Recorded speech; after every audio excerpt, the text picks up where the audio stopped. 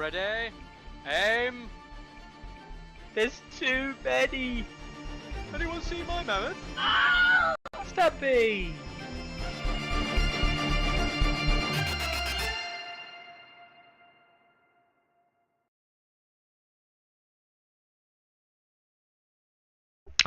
We're back. I'm back.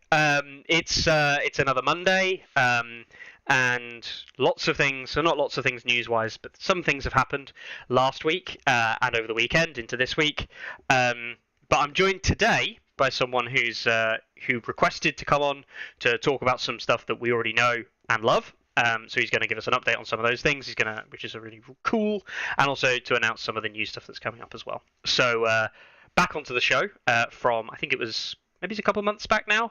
We've got Paul Winter from the UK. How you doing, Paul? Oh, cool. There we go. You may have been too low set-wise, so hopefully they'll hear you now. But yes, how have you been? How have you actually been in the last couple of months?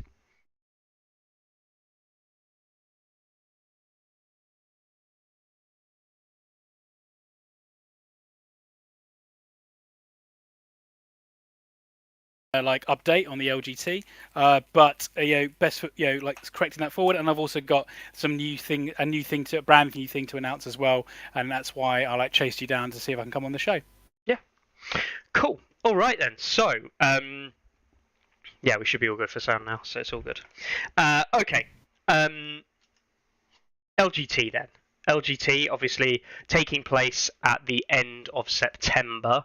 Start of October, literally on the final weekend, right? / first weekend. Yeah, it's an annoying date when you plug it when you're talking about it, but it's the weekend that straddles the end of September, so it's 30th September and 1st of October is the main event. There's the invitational on the Friday, which is the 29th. Mm-hmm. Fab. Right, so LGT wise, I can confirm from previous years it's always epic. And you're hoping to obviously replicate that yet again, which I'm still really excited for. It is, I mean, don't get me wrong, I'm a big fan of a few tournaments. I'm a big fan of Always Winter every year. Now it's become one of my highlights of the year. There are other events that, for me, each year, I do look forward to. But I don't think anything, for me, can ever really surpass the LGT. The LGT for the UK is the celebration of the game at its peak in the UK. Yeah, it is the pinnacle, right? How I know that we spoke about it last time, what your plans for it all are. How are things going with all that? How are you feeling about LGT in a run up? 3 months out? Yeah, we're 3.5 months out now, from the event. Yeah, and I really hope that it's as well received as it's been received in previous years. I mean, I've been checking in with the previous organisers and right, am I ticking all the boxes about what I should be doing? And it's apparently I am. And hence why coming on here and chatting about it again.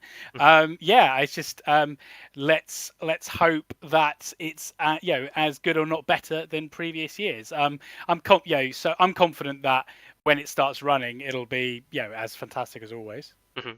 Yeah, I mean it's always a difficult thing, isn't it, from an organiser's perspective, especially at this point, because there's simultaneously a hell of a lot to do in terms of prep and making sure everything's good and all the kind of upkeep that end, while also simultaneously nothing you can really do, physically do. And yeah, it's a bit. I can imagine it'd be quite frustrating now. You're just kind of semi-waiting while semi-organising, and you don't get to see the fruits of your labour at the moment, right?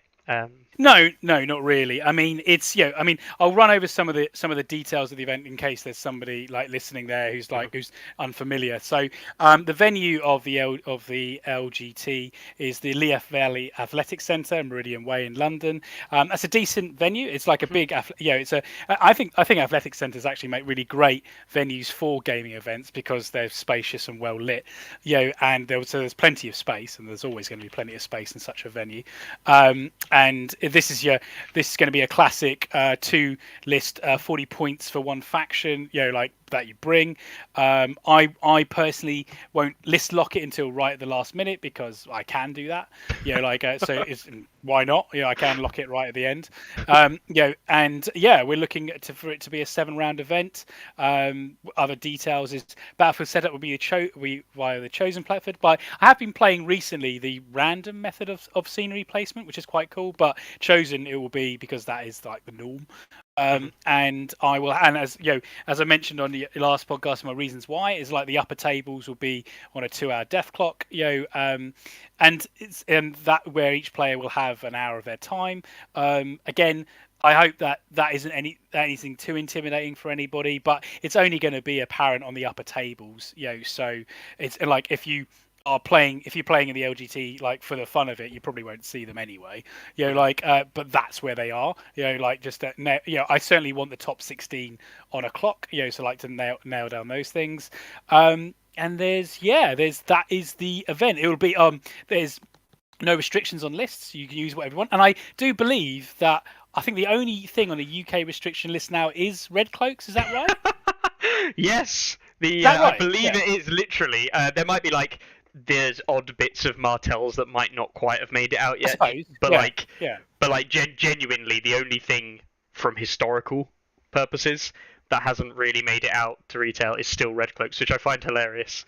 The missing delivery. So weird, Mickey. Yeah. That's so weird. Like, what? It is. What is that about? It's like why this random unit from like 2 years ago? Maybe it's just there. Maybe it got stuck in a canal in Egypt and never was rescued. Right? Yeah, maybe. That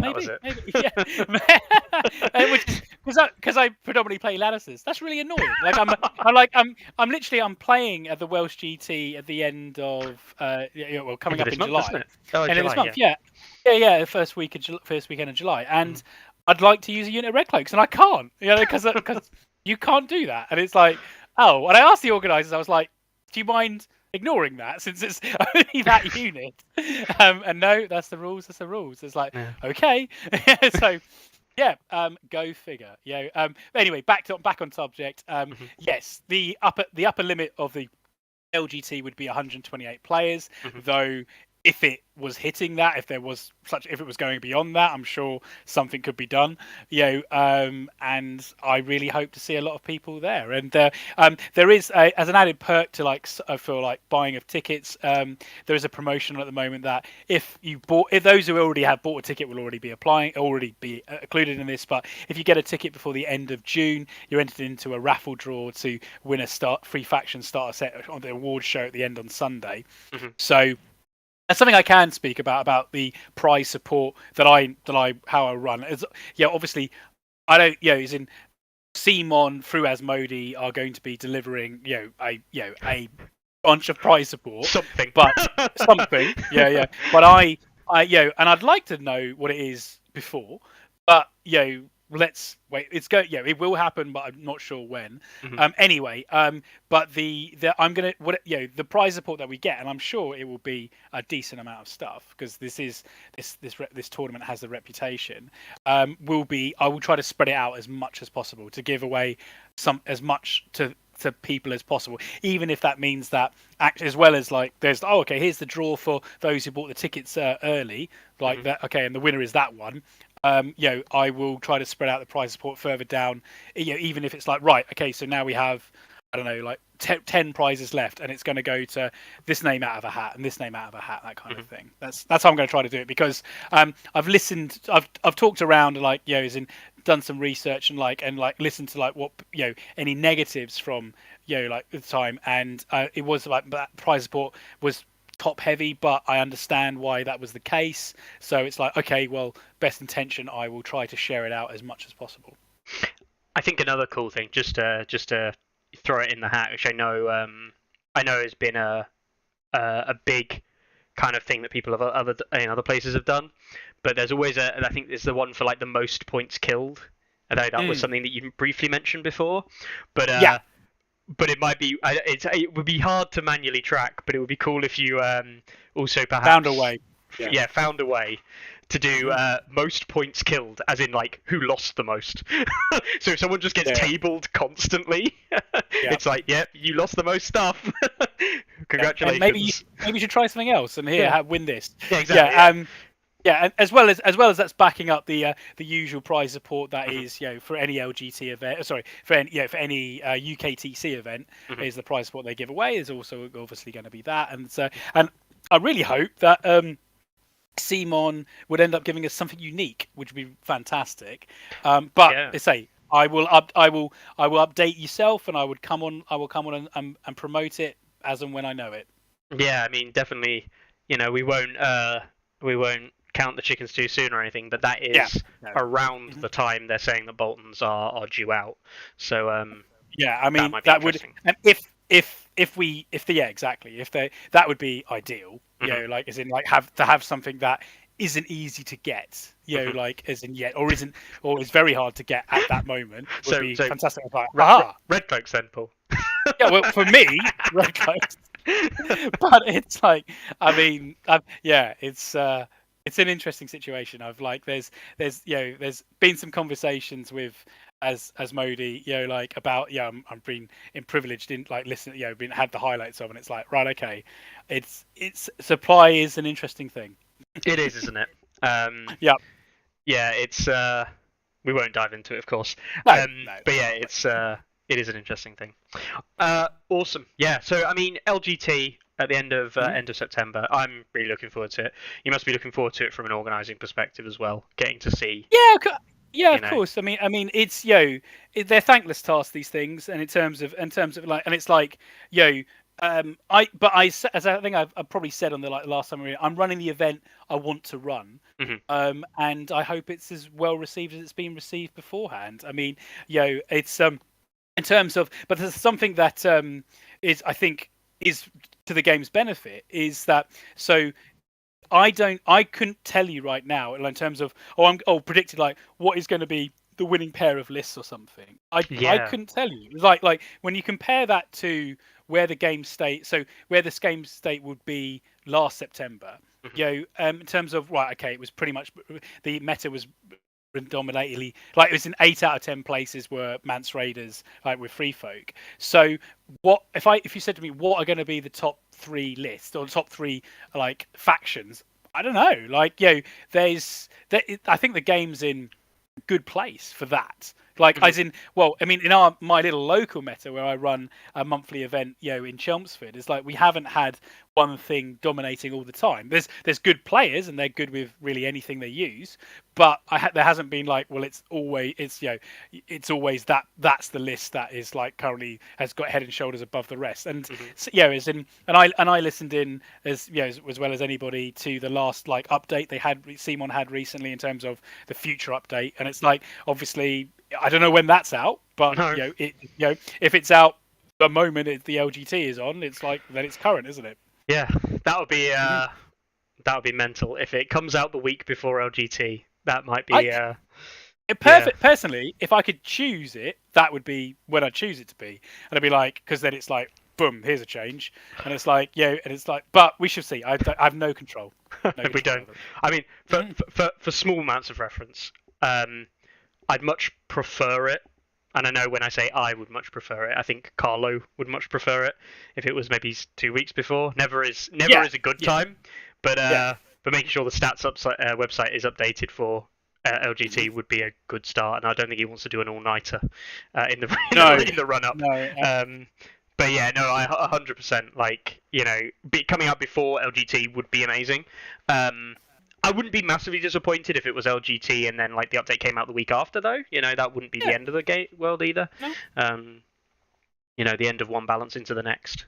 Yeah, exactly. I mean, but in terms of overall, like the game balance overall, I think that running into the LGT like this year round is the game's in a good place, in a really good place. Yeah. And it's like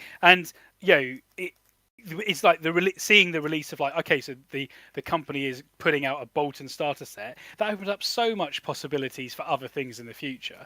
Like as in like and that as a release is a really good release for the game system, because then it's like, right, okay, so if they can do Boltons, what else can they do? plenty. I mean, like, as in what? Yeah, it.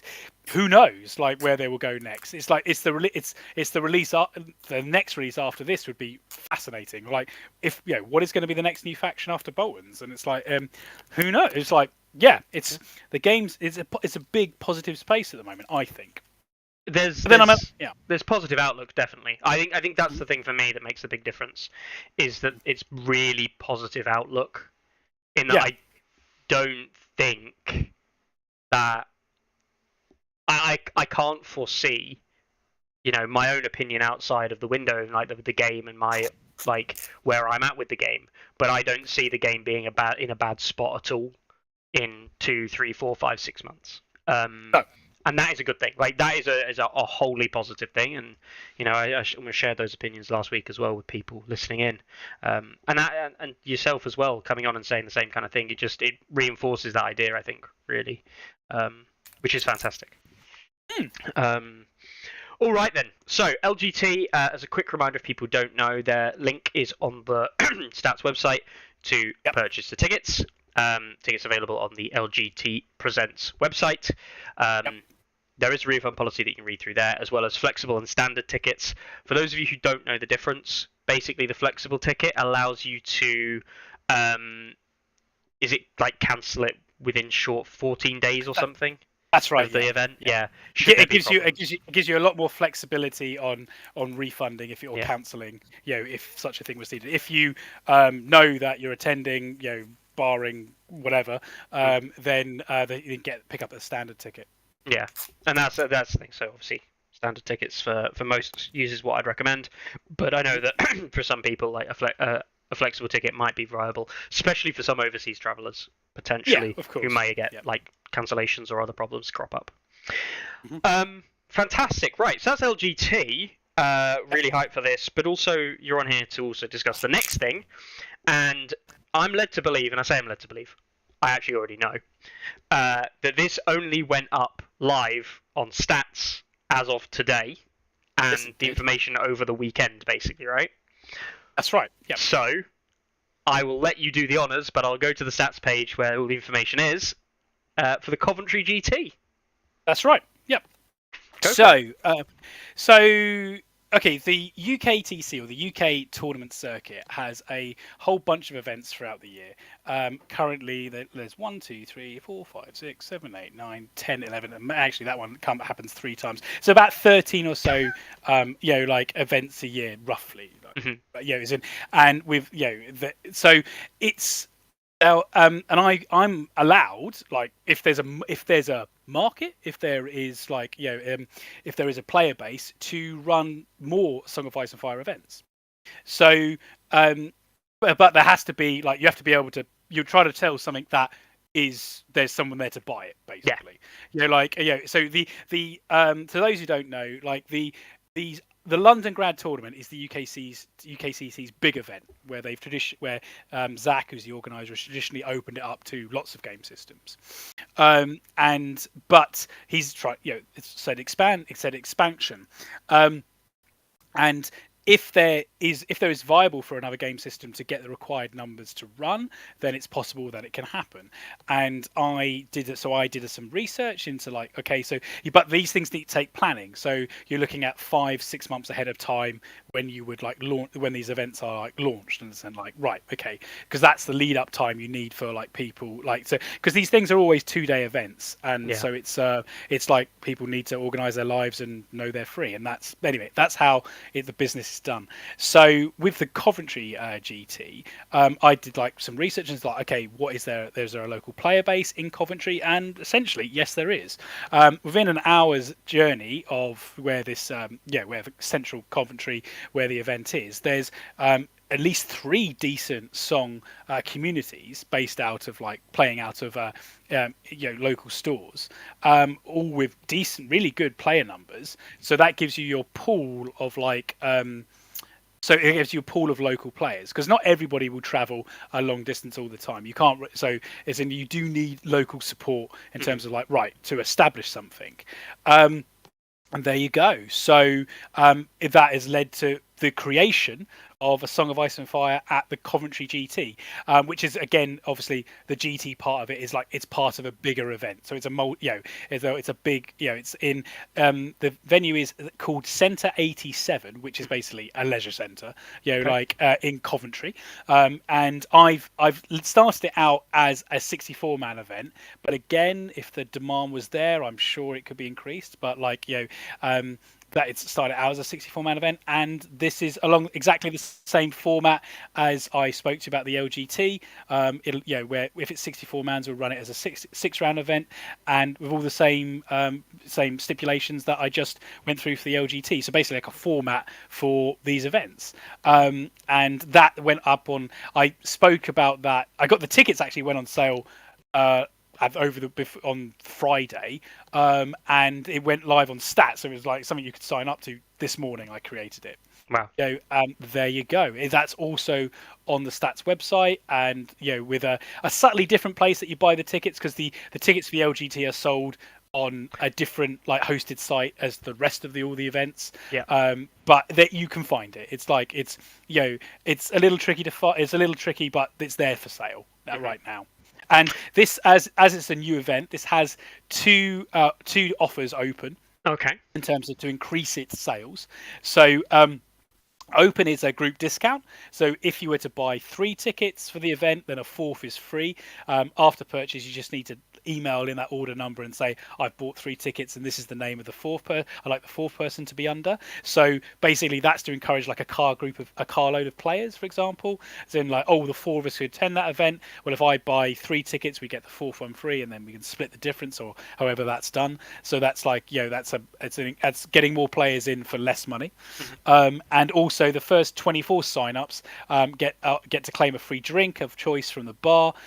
All of these events have like a pop-up bar that is put into the venue, and if with your order number, it's all tracked. It was like, okay, there'll be a list of like order numbers that get a drink for free, and claim it on whatever you want it to be, alcoholic or non-alcoholic. That's at least that. If you're choosing an alcoholic drink, that's around £5 back there straight up.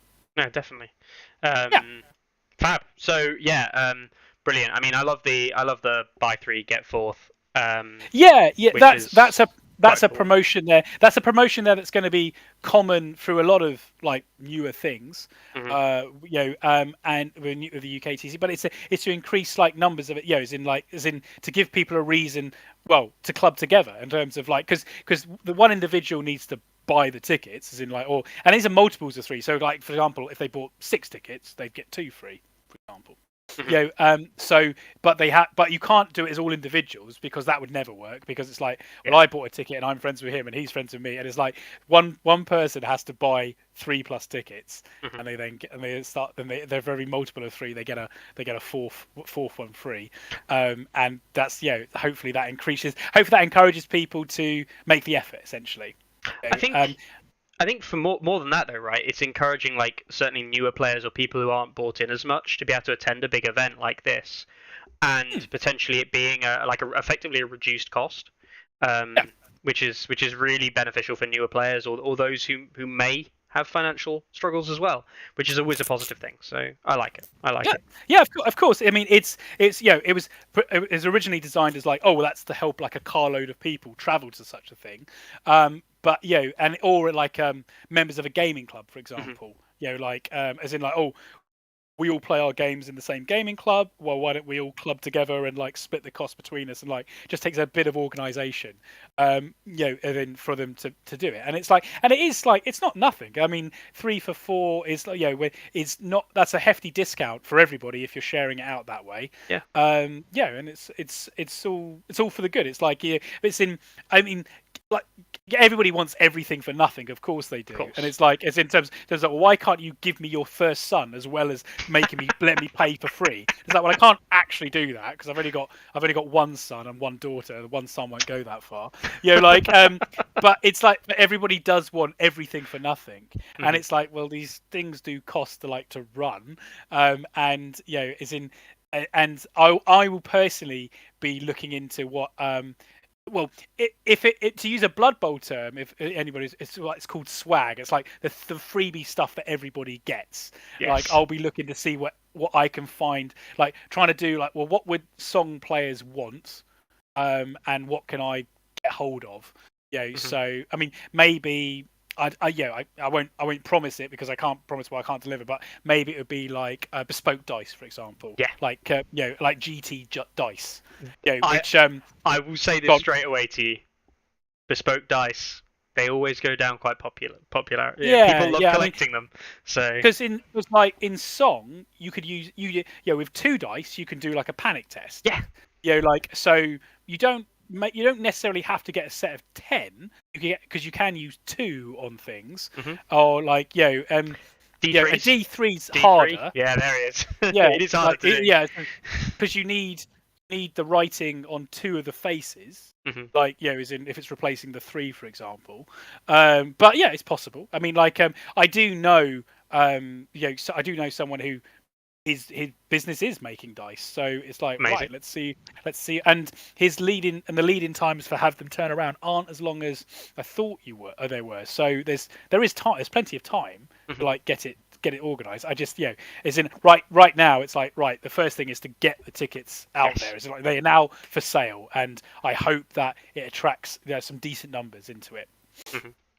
Yeah, I mean, again, cool. something I heard of like some like an issue that happened in like an American convention like not so long ago was that, for example, this the Coventry GT is marketed as a 6-round event, and it will be 6 rounds unless everybody say the numbers required only needed a 5-round event and everybody wanted to finish at 5. I wouldn't force people to play a 6th round. I'd be like, no, I don't care. Like begrudgingly, you're playing a 6th round, and it's like it's like because that's what you bought. But it's like they will be you will get those games. It's like it's not like it's gonna cut off when it needs to cut off. No, you play some more, and it's the best out of the 6th round rather than the 5th round.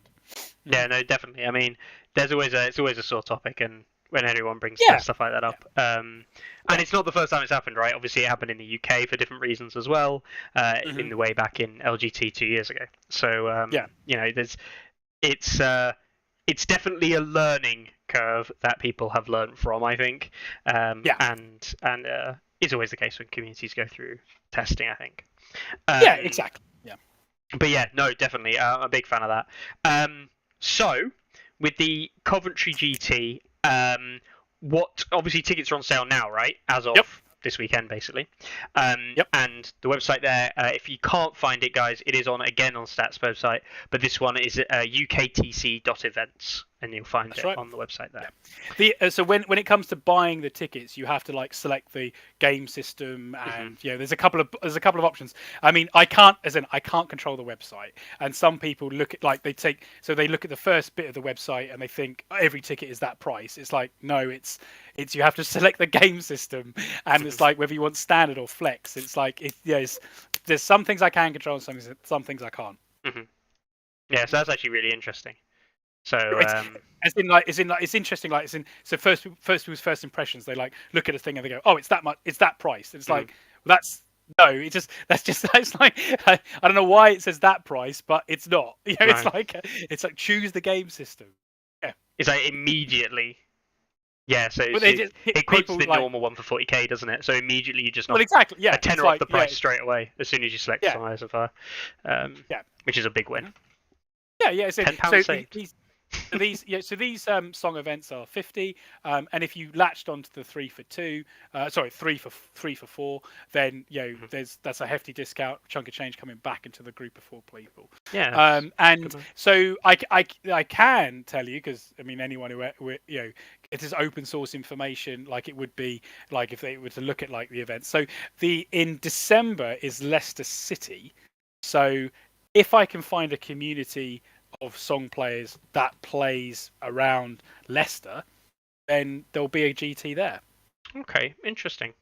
If I can find one, I mean, and when I say if I can find one, and that's if people communicate with me, like as in I don't know where pockets of players are, but if I've put out there onto like the open source information who plays in this area, and then dig into. And it's like if no one communicates with me, then well, it can't happen, can it? Isn't like I don't know. It's not it's not a marketable thing.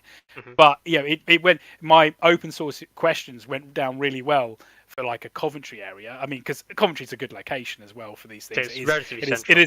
It is central, like it's Midlands, it's central, and it's got some really big, big cities around it. So that helped. But that would be in whatever time it is. That would be the next one that I'd be looking to like. Okay, is there a player base there? It would be Leicester City.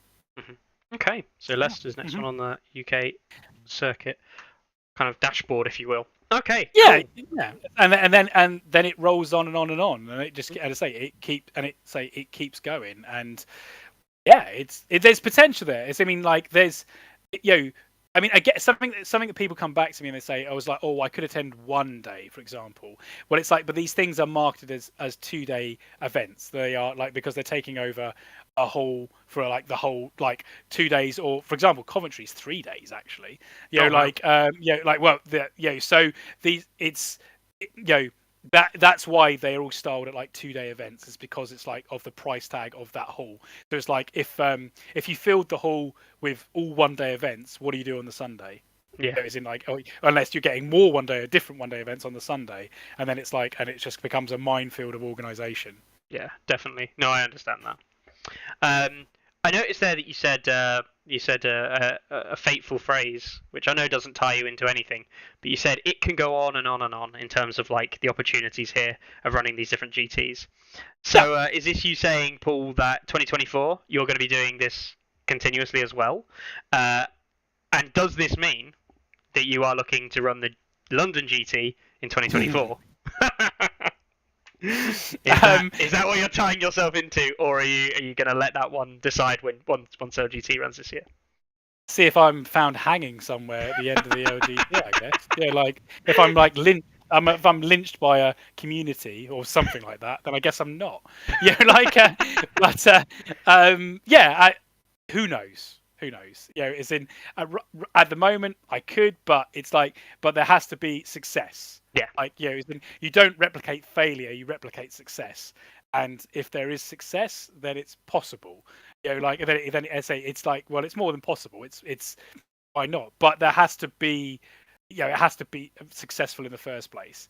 Yeah. Like it's better. I am someone who I'd much rather try and fail than not try at all. Mm-hmm. And at one point you got to put yourself out there in terms. You got to put that out in terms of like, okay, social media can be horrible at times, and I could tell you some stories like, which you'd probably laugh at about, but I said, well, I guess we won't go on the recording for. We won't.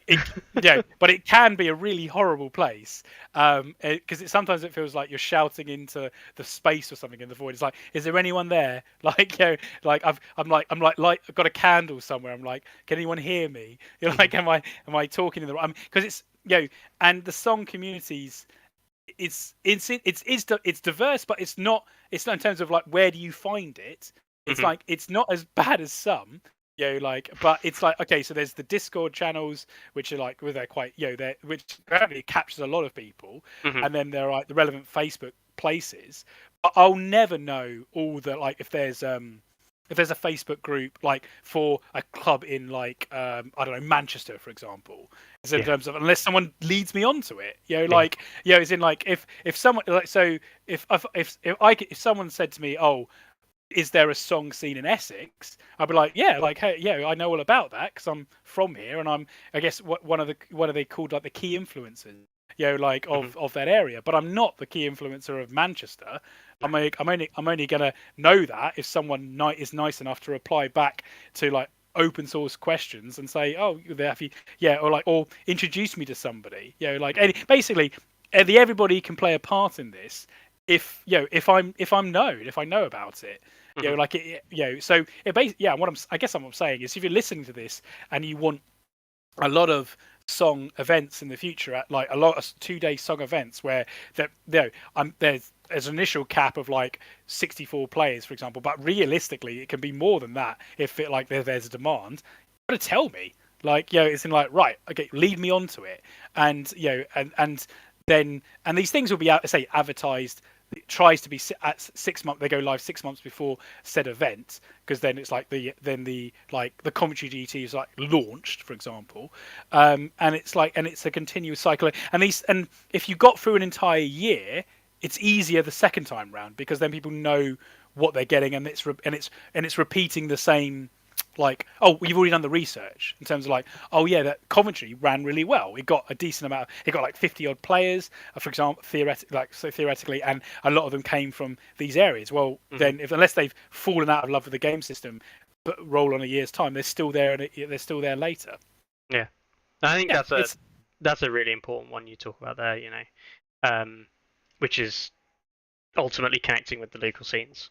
In a big way, and I think like in terms of networking, just in general for the game, which I know that you've been trying to promote as well as many other people try to do, and just joining up and linking those dots, because sometimes it is just that, and all of a sudden it makes a big difference, as you say. So, yeah, it's like anything. It's like you're trying to sell a product, and it's like I want to sell you this paintbrush, but it's like, how do I know where you are? Like, where do I put this paintbrush in front of you for you to pay attention to it? And it's like, it's for sale. It's like, and so just a simple analogy there, but it's like marketing anything, isn't it? It's like the response that I had for asking those questions about Coventry has led to an event being live, and as long as it gets. Like, it's going to run as long as it gets 8. It's going to run. It's like 8 people over 2 days will all play each other, but it's like it still happens. It's like I just hope that it's not 8. I hope that it's into like the 50s and 60s. Which would be amazing, absolutely amazing. Yeah, I mean, and the thing is Song of Ice and Fire as a game system, like from the UKTC looking at it, it's a very easy game system to provide for, because the players provide for it. It's like it's same as Blood Bowl is theoretically. People bring pitches, or in Song of Ice and Fire, people bring their own scenery, because it's what needs to be provided: the venue, the venue, the capture of the venue itself. But doesn't have to be boxes and boxes of bespoke scenery for it. No. Just mats, which I know that UKTC have tons of mats now. Well, and also, probably tables. more Mats and tables. We'll sort the rest. Well, yeah, exactly. In terms of, so it's a win-win in that situation. It's like, as in, that's a really easy thing to provide for, because it's like, if you ran like a 300 player, regularly run a 300 player 40k event, all the tables need scenery. Well, you've got to store that scenery somewhere, and it's got to be upkept. It's got to be made in the first place. It's like that's where a lot of the when I've heard people like, why is my ticket this much when we get that? Yeah, it's paying for the bigger picture stuff, isn't it? Yeah. In terms of it's paying for all of that there, and that makes the event run. As in the event exists because 40k is an extremely popular game, and probably going to get even more popular with 10th edition. And it's like it exists because that sells the venue. As in I would absolutely love me to run a 300 player Song event, but I don't think it's going to happen.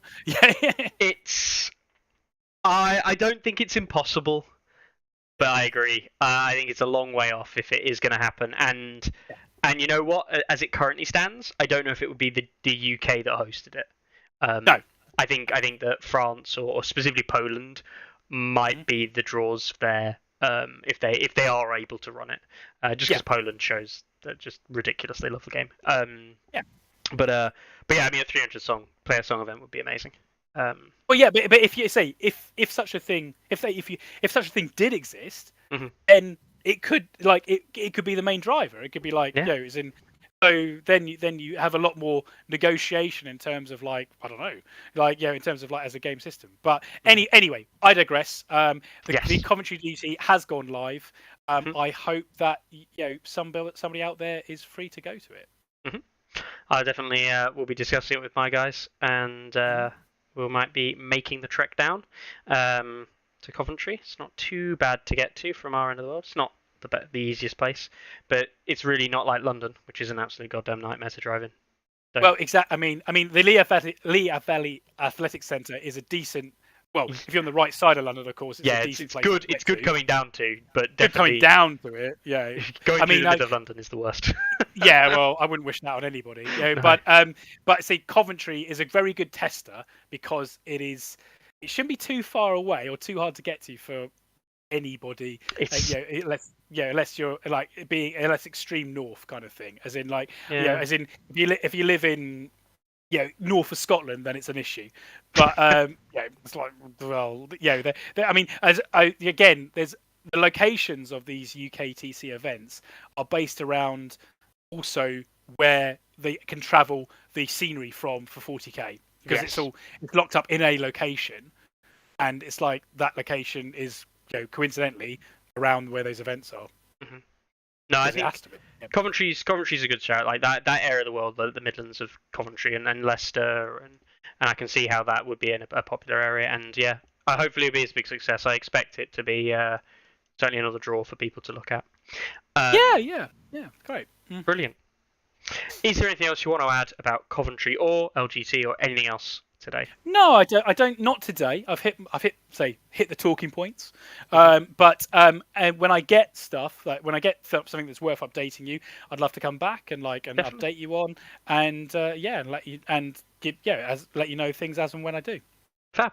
Awesome. Well, thank you very much for joining us again, Paul. Pleasure. It's always a pleasure. And I really hope everything gets kicked off the ground with all the. It's not. It really isn't the same to say I hope it all goes well, but like I hope the organisation of it all goes well, because kicking it off the ground and making sure you're getting the word out there and everything is not an easy task, as we've been discussing. So I really hope that goes well in the next couple of weeks, certainly for Coventry. And yeah, obviously I really hope that everything goes well in terms of getting tickets and getting people involved and just general hype. And of course, I really hope that the new update treats you well and doesn't screw you over by coming out on the Friday, the day before the event. Well, it's not. I mean, if it did, it's more Carlo's problem, isn't it? In terms of like Carlo, It's not my issue. I love that. You need to get on with this, because we can't play a version of the game that's out of date. No, I appreciate that. Well, those are good problems to have, because it's like, because then the game is evolving all the time, and if it's not evolving, it's dead. So keep it evolving. Definitely. I mean, I will ask now, because I know that I'll get asked about it, or you'll probably get asked about it anyway. Is there, on the off chance, we talk about potentially a cut-off date for the update, have you got like a last day where you'd think, if the update comes out now, I think it's going to be too big a problem to TO? I guess honestly, mm-hmm. it would like the events run through stats. Yeah. So actually, that's a question you ask Carlo. Fair enough. Like, as in, like, I think honestly, because it's like, can he change it? Can it be changed? In time. I mean, because it's very easy for me to lock the event the night before. Yes. As in, that's no problem. Then click a drown up. There you go. Off. That's no time. But it's So really, my answer back is I'd be asking Carlo. It's like, can you change it? Yeah. Fair enough. No, that's good. I mean, that's it's interesting to see like a TO that's just open to that change, which I think is interesting. Definitely. Because it would be funny. It's in like right, okay, and we'd it's possible. Right, it'd be that again. That's a good problem to have, because it would have people buzzing. It's that classic meme. It's like what do people hate? Like change and staying the same. Yeah. People hate both things, and it's like, well, embrace change. It definitely is a good problem to have. 100%. But yeah, no, awesome stuff. Well, thank you very much for joining us again, Paul. As I say, wish you all the best in the coming weeks and months in the run up to GT. And if there's anything you ever want to say, just drop me a message and we'll get you back in. Thanks very much. And all the best for the rest of the week. I hope everything goes well. Thanks very much. You too. Brilliant. Right. I'll be back in a second, guys. The episode's not finished. I'm just going to be back in a second. Ready? Aim! There's too many! Anyone see my mammoth? Stubby!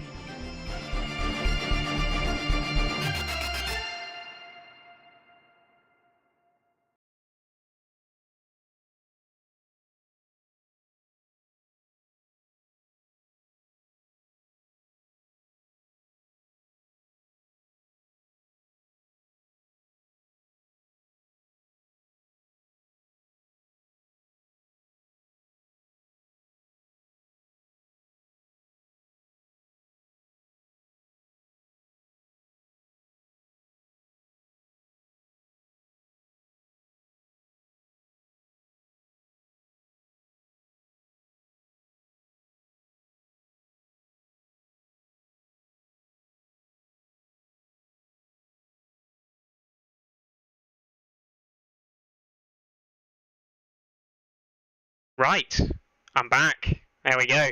So that was joined by Paul, who is a lovely guy, and we'll obviously catch up with him at a later date. So, okay then. My camera's gone a bit blurry. So, a couple of things that we haven't discussed today, which we'll get onto. We're going to discuss terrain today, as promised. I know that Zeodicus in chat wants me to go through terrain. Carlo's terrain 2022 season 2. Yeah, Carlo just shred me for everything I say about terrain. Anyway, then what else we got? We've got obviously the news from the weekend, the events that ran, and I've got some zeros to give out, all the usual things, as usual as well. So, first things first, we will briefly talk about the events that ran over the weekend. I'm not going to say much about them, partially because I don't have anyone here from the events to talk about them, but also because I actually think there's a lot of information out there already that you can go see the event and do everything like that. But it's really interesting. So for those of you who don't know what I'm talking about the Atlantic City Open. I nearly completely scuffed the name up. That was amazing. They would have killed me for that. So we had the Atlantic City Open run this weekend, which, for those of you who don't know, was an event in the US. It was, I think, 17 players in the end. I think played. Yeah, 17 players ended up playing in the event, and it sounded like it was a great time. It looked like it was a great time, and it was kind of mental the way it went out in the end, because I know that Null, or Jabor, as he's known on Discord, literally got prize support like on round 5 of a 6-round event. Literally arrive. He had prize support already, so I'll load this one up so you can see him with the prize support they've been able to supply for the event. And this is what he had, was kind of ready to go, ready to give out. And then literally in the middle of round 5, bang, they got a load of extra starter boxes and other boxes to give away from CMON, the CMON prize support. So yeah, great to see that obviously coming to fruition as well. He actually wanted to give me. He wanted to give a few shout outs as well to a few different people. The Wargamers Guild are one of the groups that gave him access to. You'll see again that previous picture. They actually gave him a load of kind of like boxes, completely free of charge. Just standard expansion boxes, and some of them like actually new as well. Like, as you can see, Sand Skirmishers there, among others. Mother of Dragons with the new box that came into stock. Well, Mother of Dragons massively out of stock in the US for a long time. Yeah, they gave those as completely free prize support really early on into the prep for this event. So he was really stoked for that and wanted to give again kudos to the Wargamers Guild that did that. And then also he wanted to give mention to Odd and Honest, which is a sculpting, I guess, guy or company. Look them up, Odd and Honest, for sculpting the boat that you can see there front and centre, for like a Greyjoy kind of boat type thing, which I believe has spots for NCUs and things like that on it.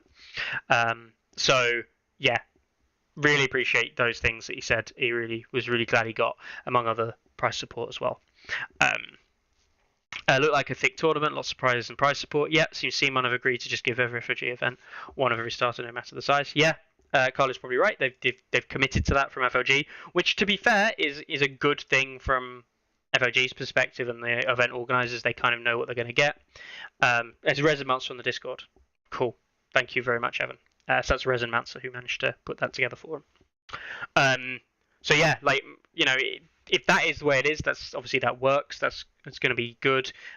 It does fly a little bit in the face of events other places of the world that maybe aren't getting support.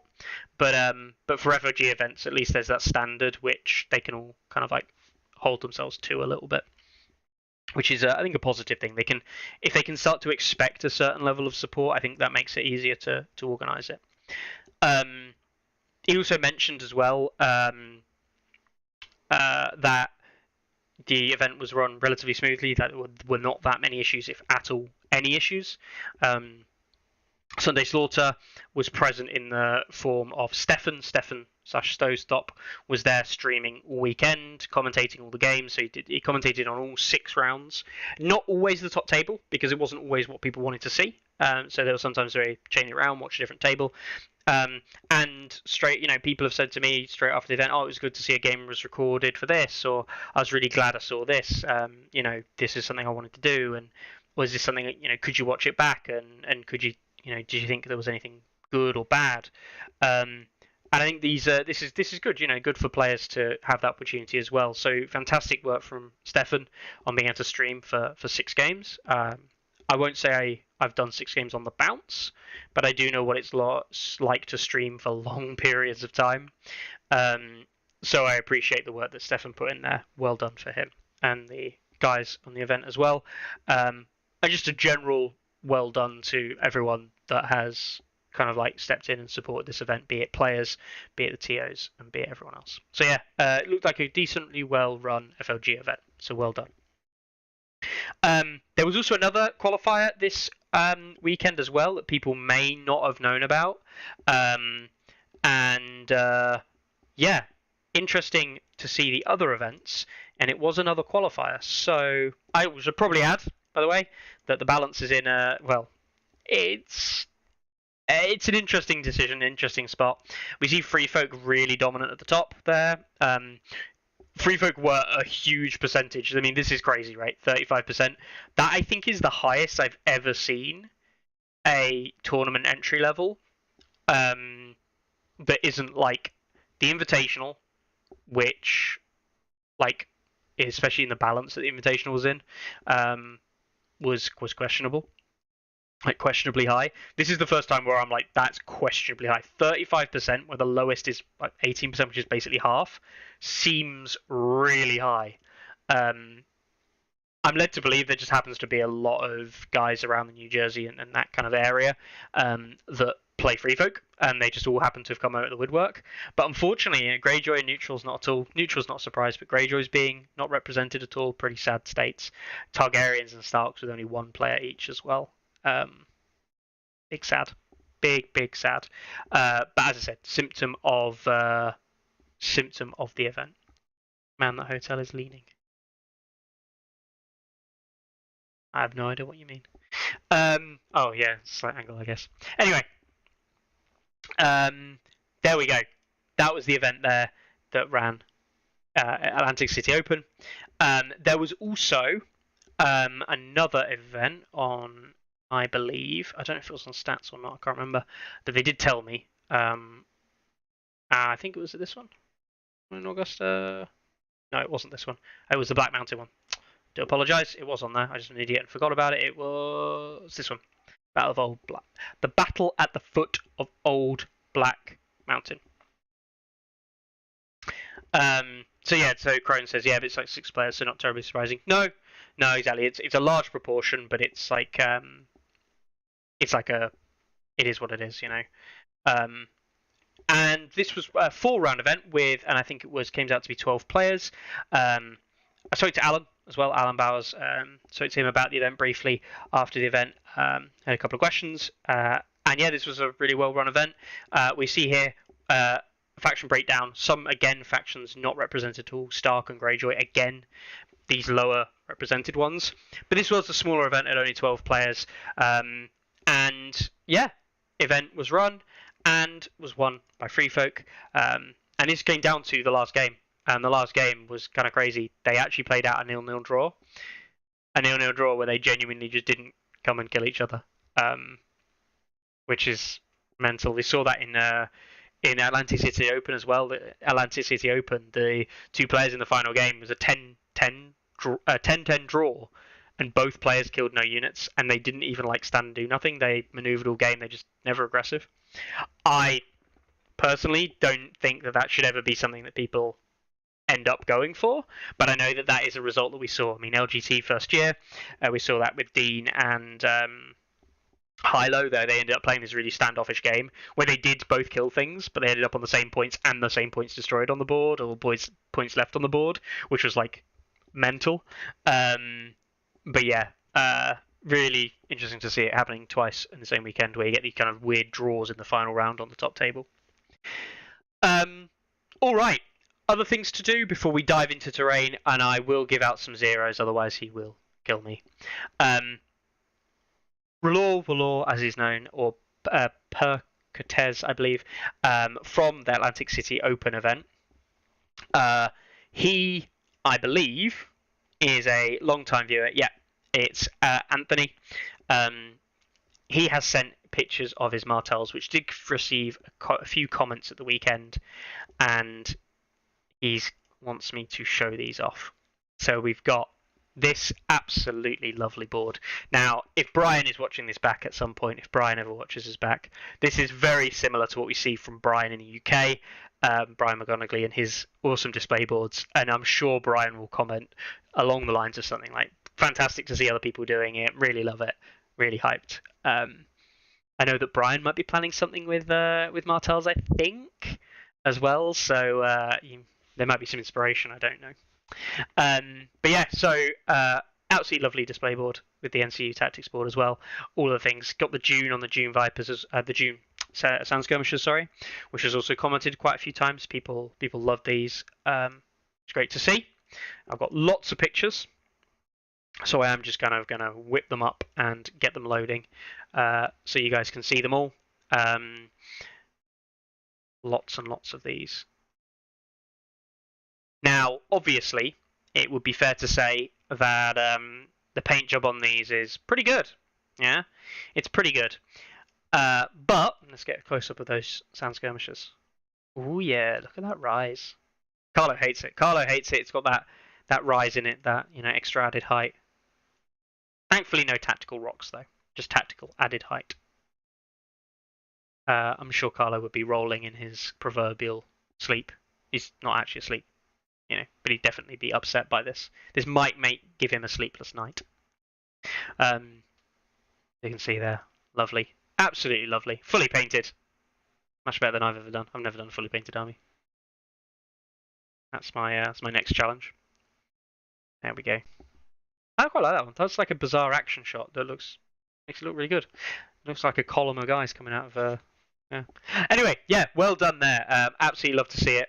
And Anthony was a hoot on the stream from ACO. Just headphones it.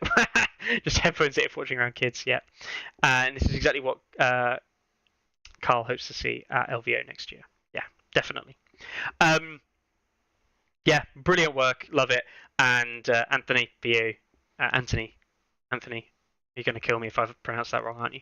That is multiple big fat zeros from me. I think you get 5 zeros for each of the units, so a 0 for each unit. You get a 0 for your display board, so that's 6 zeros, and you get a 0 for your NCUs and attachments I'm going to give you. So that is I'm going to be generous. I'm going to give you 8 zeros for that. 8 zeros out of 8. Perfect score. Love it. Carlo gives the Sound Skirmishers a -1 because extra added height, and we know how much he hates that. Bonus point though. Actually, bonus point. You presented a fully painted army with no solos. Carlo would give you a bonus point for that, so an extra 0 for Carlo from that, I'm sure. Right. Okay. That's the events that ran this weekend. There's probably loads of others, guys. Loads of others that we could talk about and discuss. But I am going to dive into terrain, and we're going to talk about terrain because we haven't done that yet. Okay? So. It's going to be a long one. Now, what I am going to do, so people are aware, is I am actually going to start, he says, I'm going to record this next section. Because I might use, it's not going to let me record. I'll have to get it from the recording later on. But I might use this footage in another video to kind of give it succinctly as well. So, I'm not necessarily going to talk about the pros and cons of every terrain piece. Okay? There are some things that I'm going to go through with you regarding terrain, and there are some things I'm not. But this is what people want, and as they say, give the people what they want. Yeah, bread and games and all that. I'm going to pre-select some game modes that we're going to discuss. Winds of Winter will do. It's actually a really good example. Or Honed and Ready, Winds of Winter, they're basically the same. What else have we got? Dark Wings, Dark Words isn't. Here We Stand and Fire and Blood are basically the same. So yeah, we'll stick those together. We've got Game of Thrones, Feast for Crows, and Dance of Dragons. Dance of Dragons and Dark Wings, Dark Words are basically the same, as are Clash of Kings. So those are all the same. Then we've got kind of Feast, and then Game of Thrones, Honed and Ready. I'll throw Game of Thrones and Honed and Ready in with Honed and Ready and Winds of Winter. I don't think Game of Thrones is the same as Honed and Ready and Winds of Winter, I would add. I don't think it's the same at all. But in terms of terrain, you can think of it in a similar way to a point. Right, to a point. Feast for Crows is its own separate thing, so we'll talk about it in relation to probably these three. But then Fire and Blood and Here We Stand are really not the same as the other ones. I'd probably discuss them like this. Yeah? That doesn't mean everything I say. That really annoys me. There we go. There we go. Right. Oh my god, this is awful. There we go. Actually move them around now. This doesn't mean that everything I say is going to be true for all of the game modes. Just bear that in mind. I do want you to consider that. And this is why I'm breaking them down into kind of like 4 categories. Right? Okay. This is because when we talk about game plan, and terrain is a big function of game plan. Fire and Blood and Here We Stand, you need to control the board, you need to control spacing, you need to control pacing, but there aren't points on the board that you need to control. It's areas of the board. So being that in mind, you have to think of terrain differently rather than it being kind of like a very specific thing that you're looking for. Come back to Feast for Crows. Clash of Kings, Dark Wings, Dark Words, Dance with Dragons, these 3 objective game modes are kind of predicated around the idea of effectively control 2. You know, you win the game by controlling 2 of them. You also have to do some killing. That is an important part of it, an important facet of it, but these are the big thing to think about is controlling 2 objectives of your 3. We'll talk about terrain, about how you do that. Finally, Honed and Ready, Game of Thrones, and Winds of Winter, like these are very much control more than ideally control 3 again, right? Control 3 of your 5. There is a pivot point on both of these though, and this is really, really important. In Winds of Winter, to some extent, Dark Wings, Dark Words, and also in Honed and Ready, the pivot point is the middle objective. In Honed and Ready, the middle objective, of course, you don't get shot at by the walls. It is the no risk victory point. In Winds of Winter, the middle objective might not be worth anything, but there is the objective card that makes it worth 2 victory points. So you can score 2 from that victory point. You can also score 1 from any objective is a victory point. And it also allows this kind of free flow through to this side of the board that you might want and blocking your opponent from getting to your deployment zone. And it's also a position where you can put tokens out from. It's a very centralized position which allows access to the mission results that you want, potentially. Again, game plan depending. So you've got these things which kind of predicated around potentially controlling the middle. Fire and Blood, Here We Stand, predicated around controlling the board and the board state and the board position. Clash of Kings, Dark Wings, Dark Words, and Dance with Dragons, a little bit of middle control is going to be thrown in there, but really it's a control 2 scenario. And then Feast for Crows, which is a control 1, contest both. Some people say Feast for Crows is really negative play because of the way that you can just stand off. But I'm hopefully going to go through this and kind of teach you that's not really true. As I say, I actually don't think, as much as people might try, I really don't think that this whole stand off and don't do anything kind of like plan is ever realistically the best game plan to use in any game mode. Not truly, because I always think you can do better than that. So let's load up the best dice in the history of the game. Not like it actually matters, but they only roll 6s, as proven by this roll here. If that was a 6, my god, that would have been amazing. Right, so terrain. We'll get out one of each. And I'll actually do a random terrain thing as well, and we'll discuss random terrain because it will be in the discussion point. Unless you have a stone thrower, yes. Stone throwers.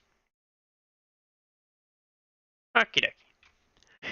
Here's our terrain pieces. Let's order them by likelihood. So at a low likelihood, we have these guys at the top. They appear on 2s and 3s, which is 1, 2, 3 results. A bog is a 4, which is 3 results as well. Oops, bog up there as well. And I believe that forests up there. Those are your low occurrence terrain pieces in random terrain.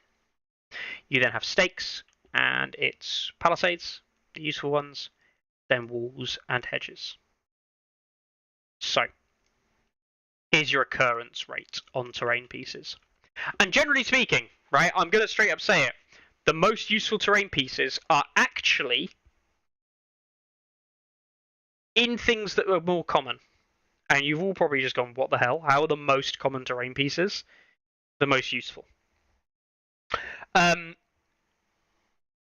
What you see is a couple of terrain pieces here, and I am going to be color coding them in terms of like high priority, low priority, and I'll do them twice. Now, some types of lists want to run them regularly, so bear that in mind. Terrain pieces do favor lists. All right? We'll rate them. We'll go into placing them. So, I think it's fair to say that the best terrain piece for something like an archer unit and one of the strongest terrain pieces in the game to use is the palisade. Yeah, bright green. The palisade is just generally very good. And palisades appear relatively regularly in random terrain as well, right? So this is something you can use to your advantage. There is one caveat that I'll add now because you need to be aware of it and people sometimes forget.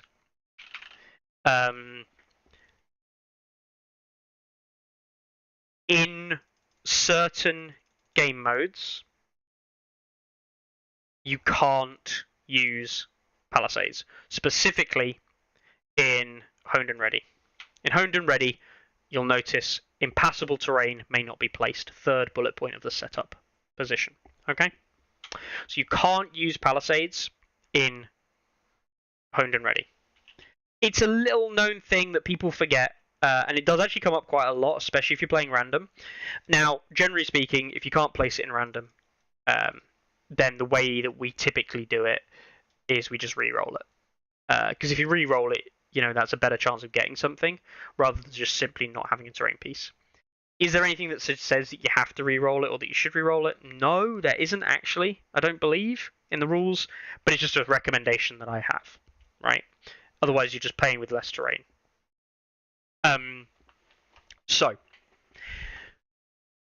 palisades, for ranged units, they are high up the list of usefulness.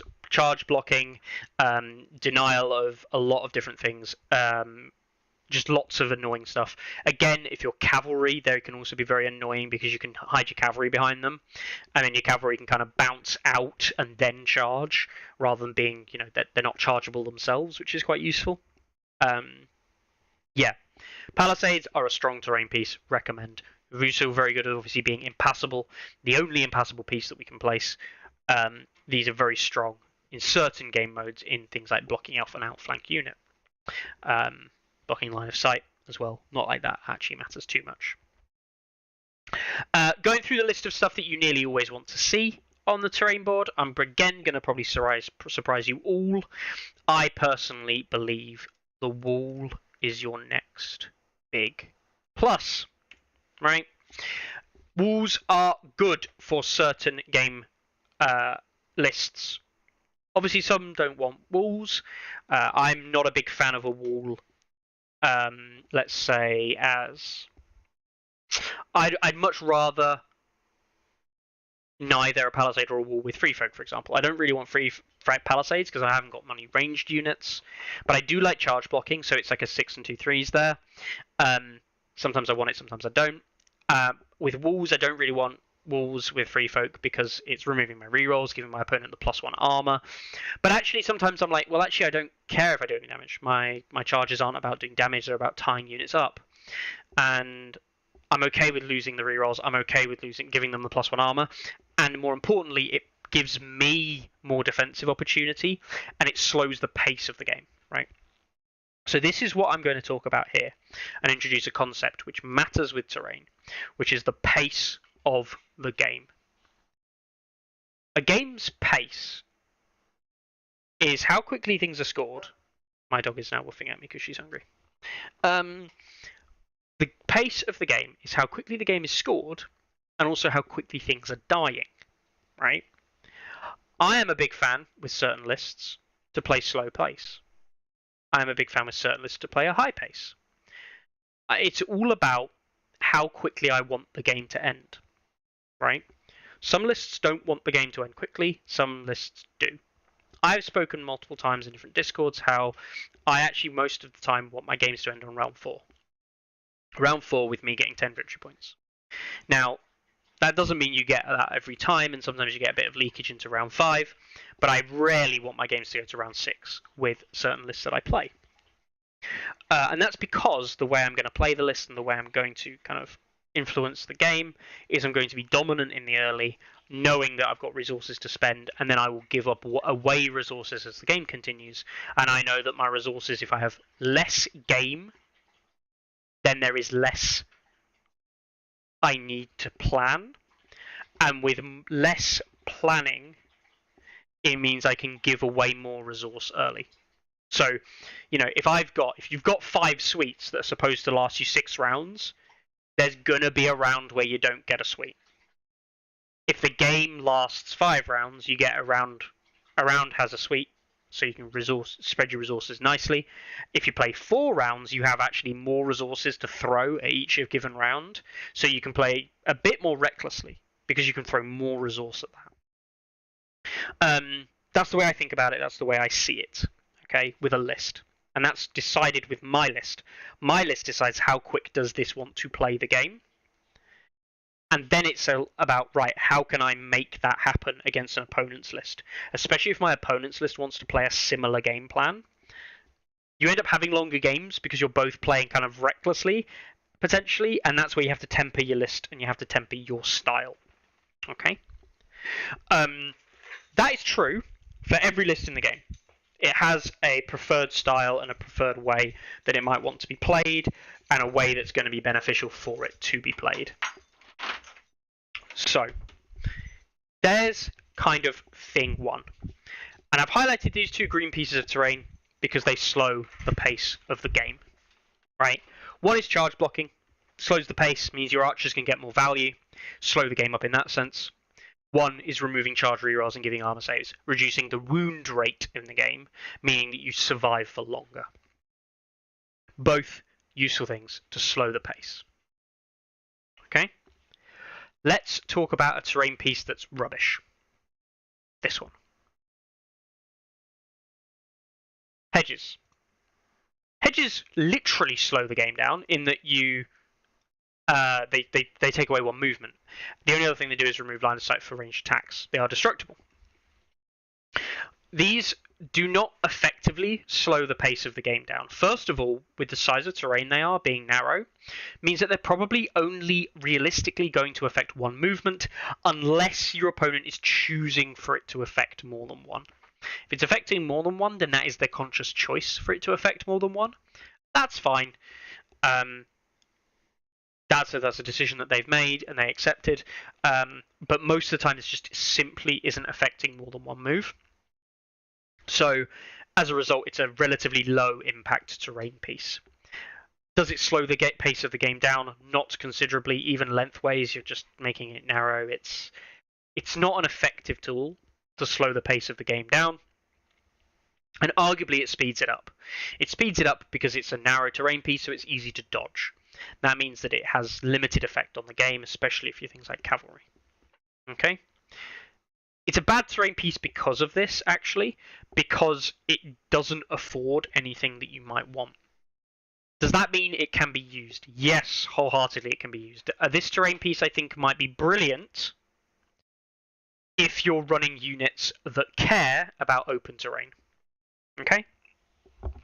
The -1 move might be annoying for you and it might seem counterproductive, but I actually do think hedges might be useful for an all-cavalry list, that relies on movement and wants open terrain with rerolls.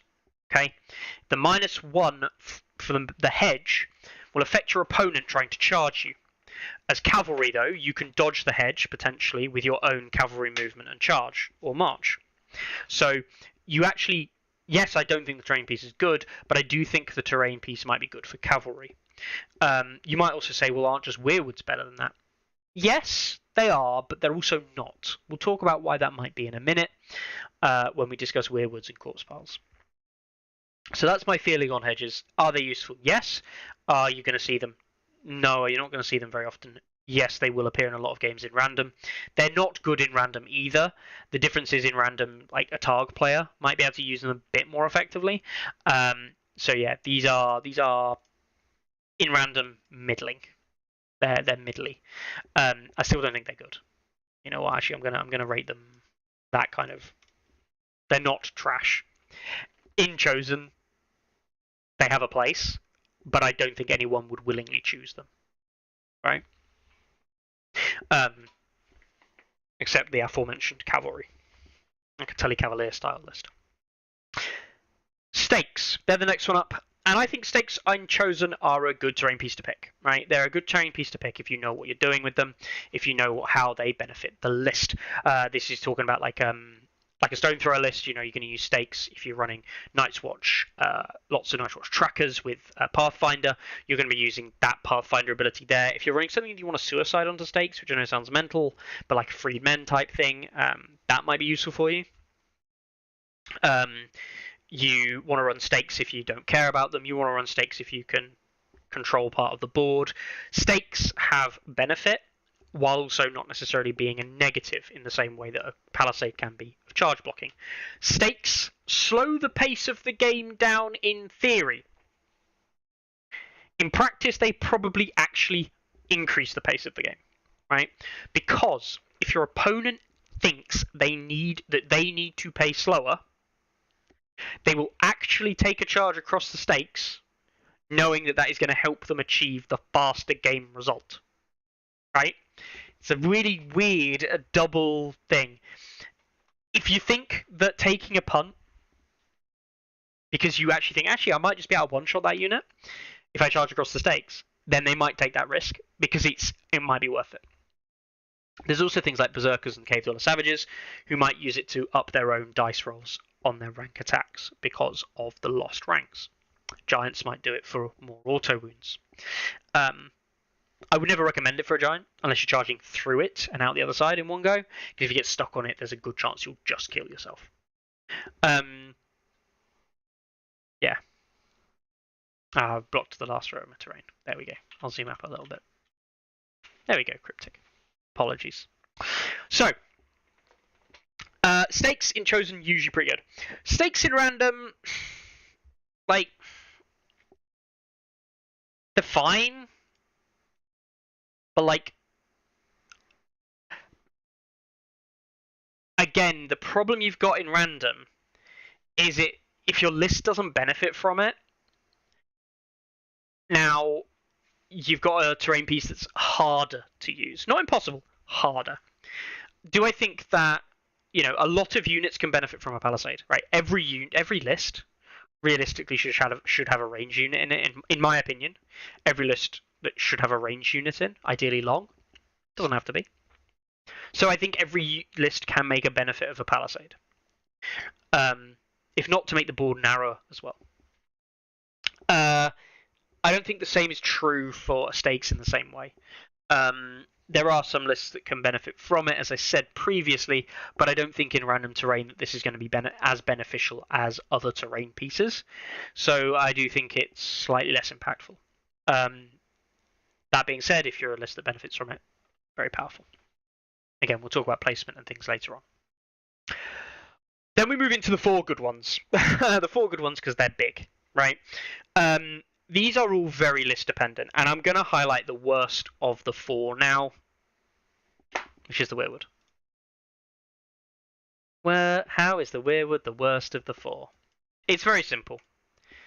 Who the hell uses Weirwoods? Right? And the answer is everyone. Everyone uses Weirwoods.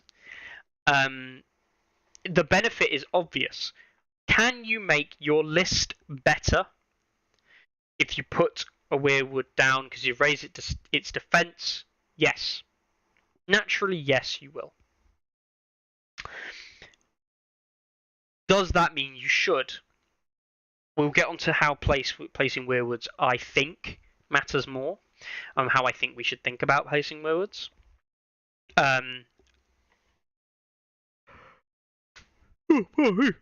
Very tired. I don't think it's as simple as people play it, and I think that a lot of people are making a mistake with Weirwood positions.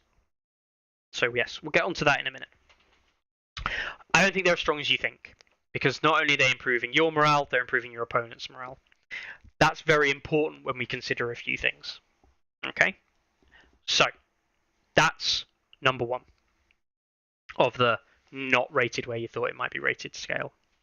Corpse Piles up next, and Corpse Piles are a little bit better because of the losing of the rerolls. I am going to rate these guys green. They're a good terrain piece to utilise. They can come back to bite you. Just bear that in mind. Corpse Piles can come back to bite you. Make that -1 morale a bit more difficult. We'll talk about placement of these terrain pieces again in a minute. Bogs. Bogs are... Well, if people don't know me, bogs are green through and through, right? However, bogs are green through and through, and then there's a big caveat in that some factions and some lists really don't want to see bogs. Like, at all. Yeah? So much so that almost they'd be rating it red. Bright red like that. It is really bad to see a bog from certain factions and certain list styles. You know, if you're running a Rose Knight style list, that bog positioned in the wrong place is just going to make you so slow that it's going to be difficult to do anything. And it is the day drinking, definitely. No, it's my camera's gone out of focus again for some reason. You get a close up of my hand in high definition. It's struggling. I'll show you my passport, but that's not the way to do it. There you go, there's nothing there. Nothing there of any importance.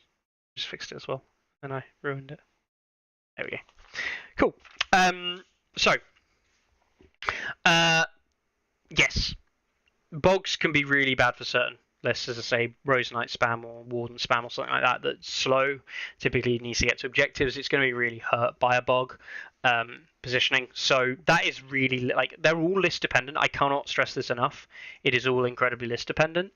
But this is, you know, going through the list of things that you might see, and again, we'll talk about how they might be used in a minute. Forests are a bit of a hit and miss as well. Forests are good protection for your solos in if you're running a solo list against like a ranged list. They are not particularly effective if you're running kind of other types of lists that don't really care about ranged, or you're running your own ranged units and you potentially provide your opponents with some help. It's difficult. They are nice. They're not terrible to use. They're difficult to sometimes want to use. What I think is worth including in the forest mentioning is the +1 armor. Don't underestimate the +1 armor from the wood. It is effective.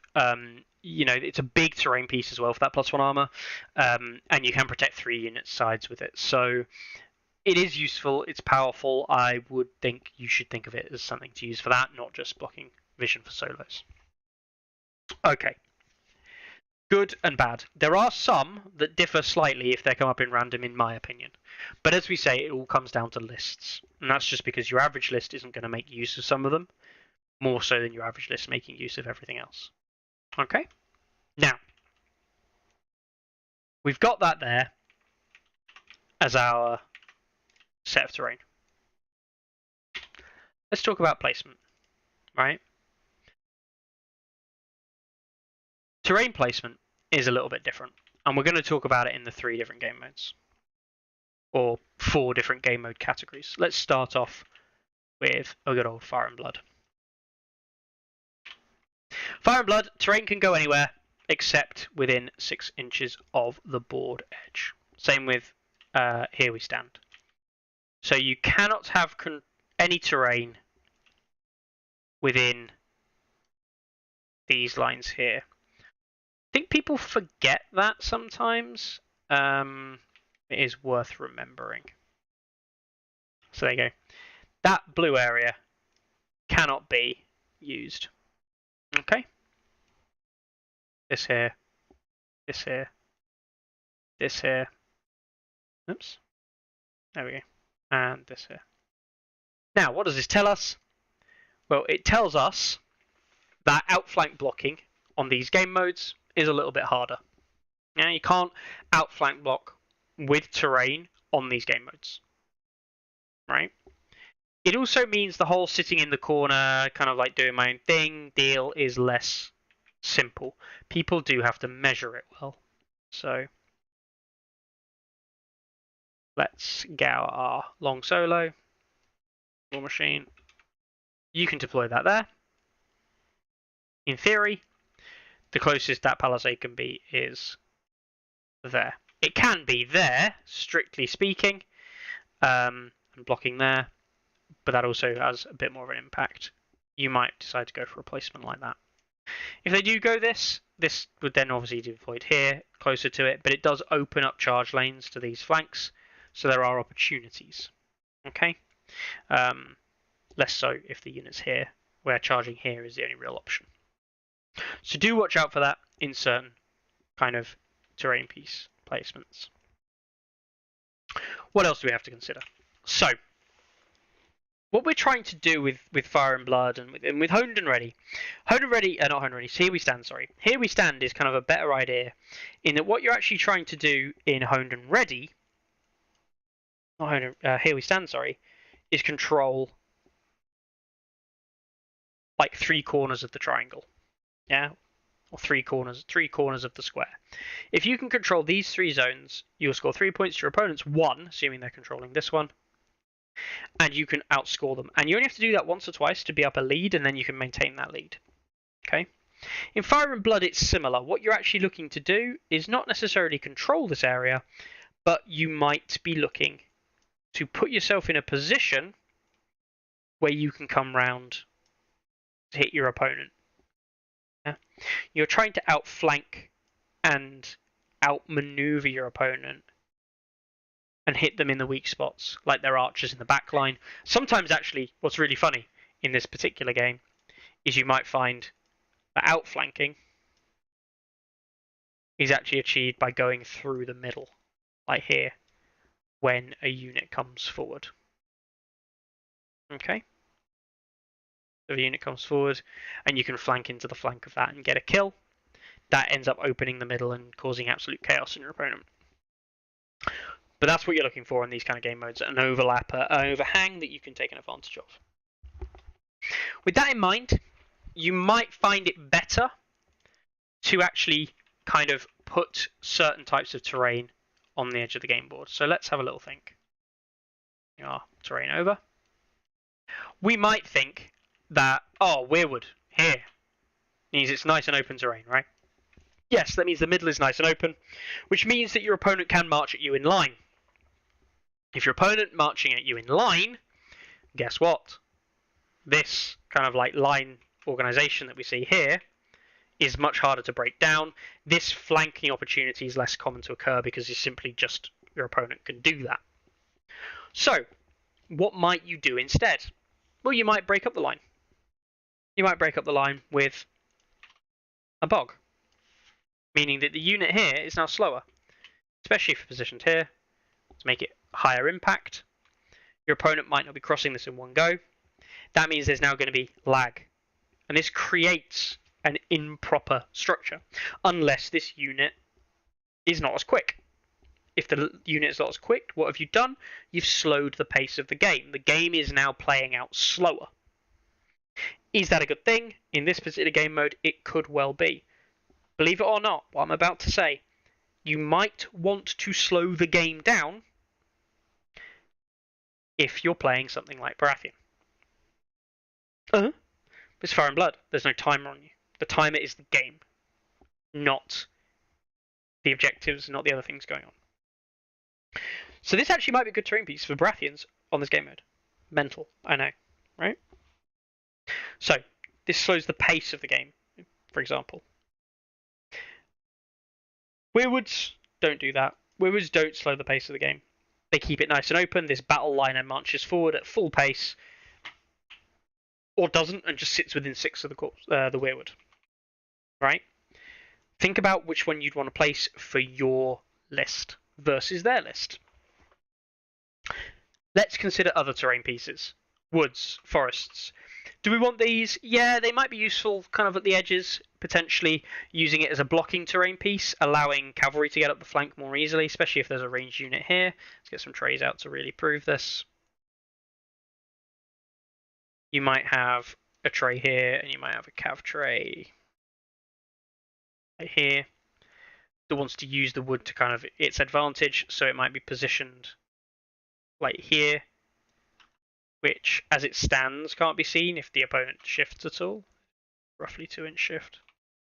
Yeah, they might be able to see that within the front arc, probably.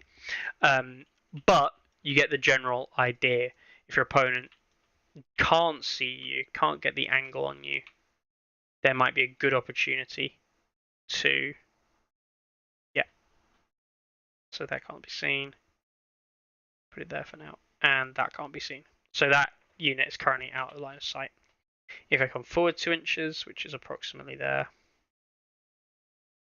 can I see them now? Yes, I can clearly see them. I can actually see them in the front. Right, I can definitely see the back corner. But what you've actually done is open up the flank, so this unit can then go bang. Yeah. Just bear that in mind. If you're willing to take a shot from the front, that might be a willing acceptable thing you do. You might even move 5 to here. Probably not. You can't avoid the wood. If you're movement 6 cavalry, you might actually be able to. So let's do some bit of practice. Movement 6 cav. Go to there. Hold that in this place for a second. Not quite. You'd have to be positioned further over, which would reveal you. But yeah, gives you a little bit of something to think about. Yeah. Yeah, and basically highlighting why line of sight blocking terrain rarely actually cares about blocking line of sight. Yeah, exactly. Because it's not that easy to do. Much easier for a solo, right? And again, people don't realise how strong this is. That solo can be there, and that cannot be seen by this range unit at all.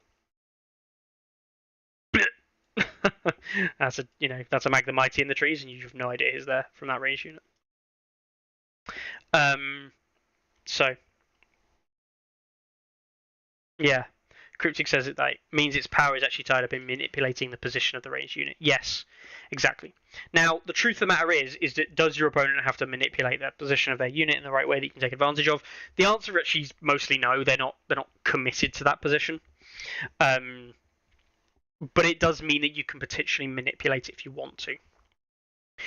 What I'm telling you here is good ways to use it. I'm not telling you that it is good to use, right? I think that is an important differential that people should just bear in mind. So that's kind of terrain. That's how that all fits. Moving on for forests there, you might have a forest in the middle, right? Same logic applies. Okay? You're manipulating this because you might have a unit in the middle that you just don't want to walk into something without +1s. It might be something that you want to use the +1 armor for. It might be because you're advancing onto a ranged unit and you want to avoid the enemy combat. There are options as to why that might be. Again, this is a reasonable position. God, doing this for every single game mode was a bit of an ask. I might not be able to get through them all. So we've covered most of those. Corpse piles. right? Same logic. If it's in the middle, it's going to affect everybody, basically, unless you just don't play in the middle, right? Which is possible. What might be important to note is corpse piles might be very good if your opponent is playing in a certain way. Okay? And that could be something like this. If your opponent places a palisade here, your response might be a corpse pile here or here. What you're doing is you're saying if you take this corner with your thing, then actually, yes, on my approach I'll be at -1 morale, but also your defending units will be. Right? If you're defending me from coming up this alleyway here, you're going to be at -1 morale, making it easier for me to push through because you've now got less defense. Right? You might offset it slightly, so it's like here. That gives you obviously unhindered charges on any units, and it will still affect basically any unit that's defending this position. Yeah? So you might counter with something like the corpse pile there. I'm not a big fan for corpse piles or weirwoods being in the middle unless there's a particular reason why that would be, right? Walls. Do I think walls are great in these kind of game modes? Unfortunately not. In these kind of game modes, walls take a bit of a backseat. They're not as effective as they could be. They're less impactful simply because they're a small terrain piece. And because there's no objectives, they aren't necessary for your opponent to use and travel over. So as a result, walls are less impactful on these kind of game modes. I'm not a big fan of walls on Fire and Blood. And here we stand. I think they're less impactful. Okay? Does that gives a brief oversight of what's there and what's available? With these kind of game modes, there is no good and bad terrain positioning per se that I can give anyone tips on. It is partially down to how your list functions. The other game modes, though, that isn't true. There is definitely some positives to take away. So, let's clear the board, and let's look at some different game modes. So, up next, we have got... we'll do Future Cruise last. We'll do Dance with Dragons and Clash of Kings and Dark Winds, Dark Words. So, the important thing here to note is you want to control 2 of these.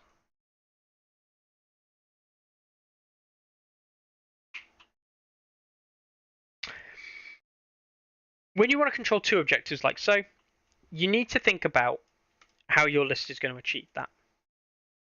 You have 3 points to control. All 3 are relevant for scoring points on. Sometimes you will know what those objectives are before terrain. Sometimes you won't.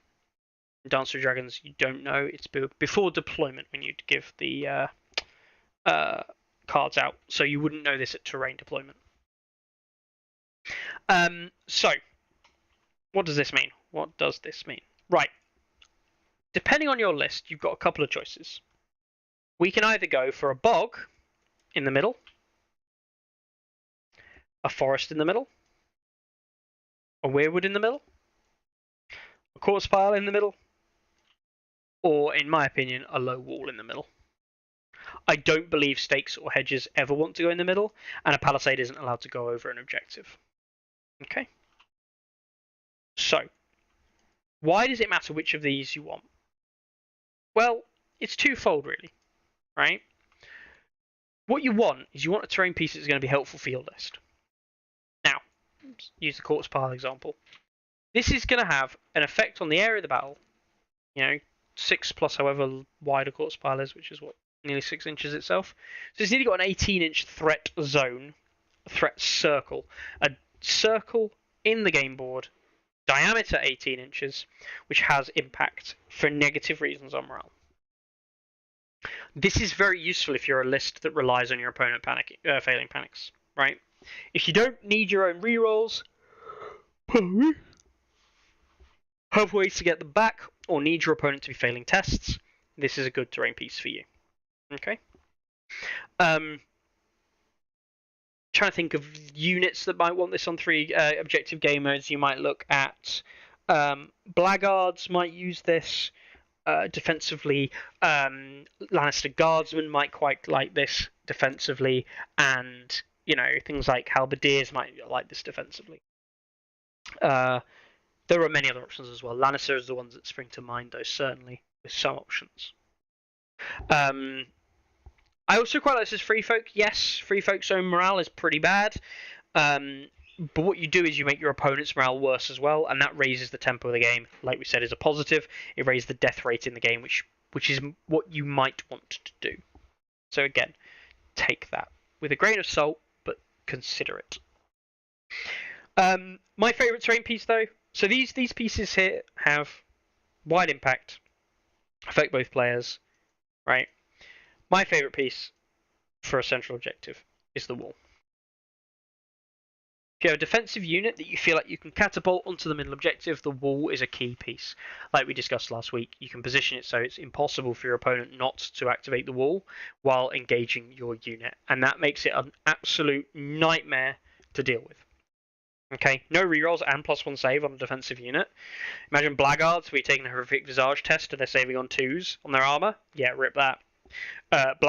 Guardsmen saving on 2s with no rerolls against them. You're going to take a Lannister Supremacy hit back pretty bad, most likely. Consider these things when running the wall. Okay.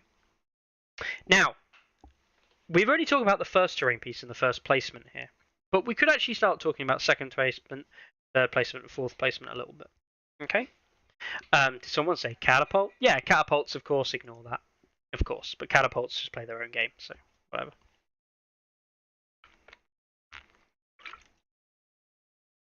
So, we have something like a corpse pile.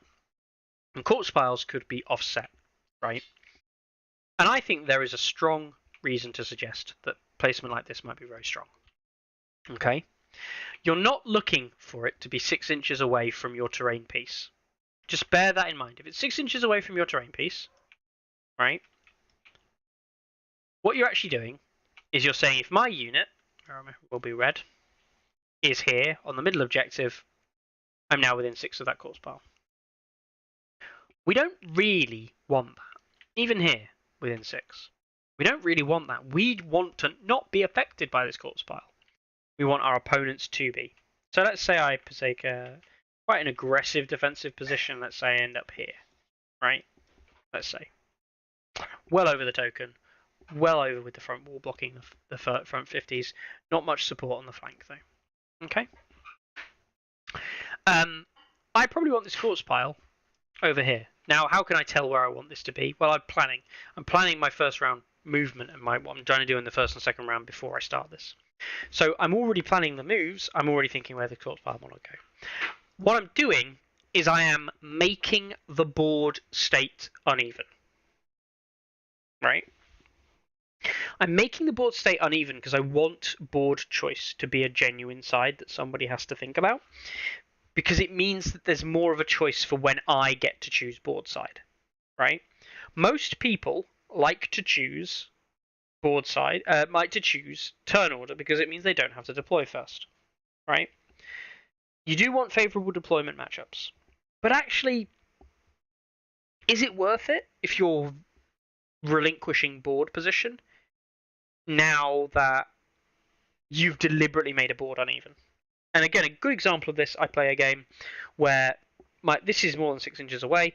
My opponent now engages here or here, and so maybe something like this, a bit less. Maybe that's there.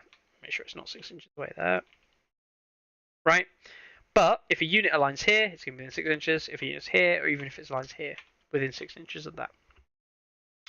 This means that you can manipulate that -1 morale on your unit. My blackguards are that sat there on morale 6, taking panic tests on morale 6 or morale 7 for flank. My opponent's having state morale tests at -3, -4 for corpse pile, maybe -5 for intimidating presence. All the while, I'm not being affected. So think about your terrain placement there, of going, actually, I don't want to be 6 inches away. I want to be affecting you more than I'm affecting me. This is like Melisandre 101, right? And this is where we're going to talk Melisandre. This is not game mode, but how many times do you see something a bit like this? Bang, bang, bang, bang, bang.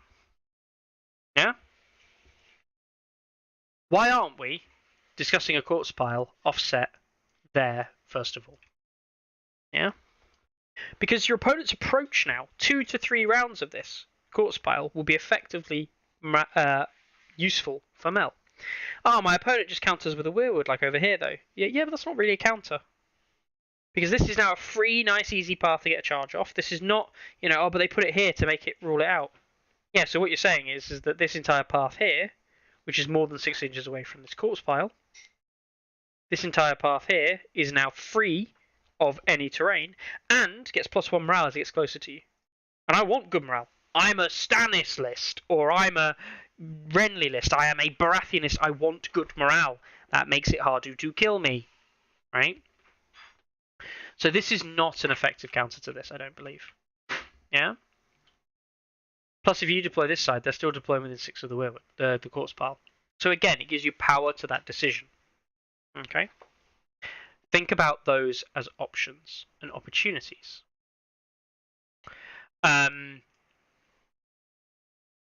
So, that's a little bit Melisandre terrain placing, kind of the impact that might have.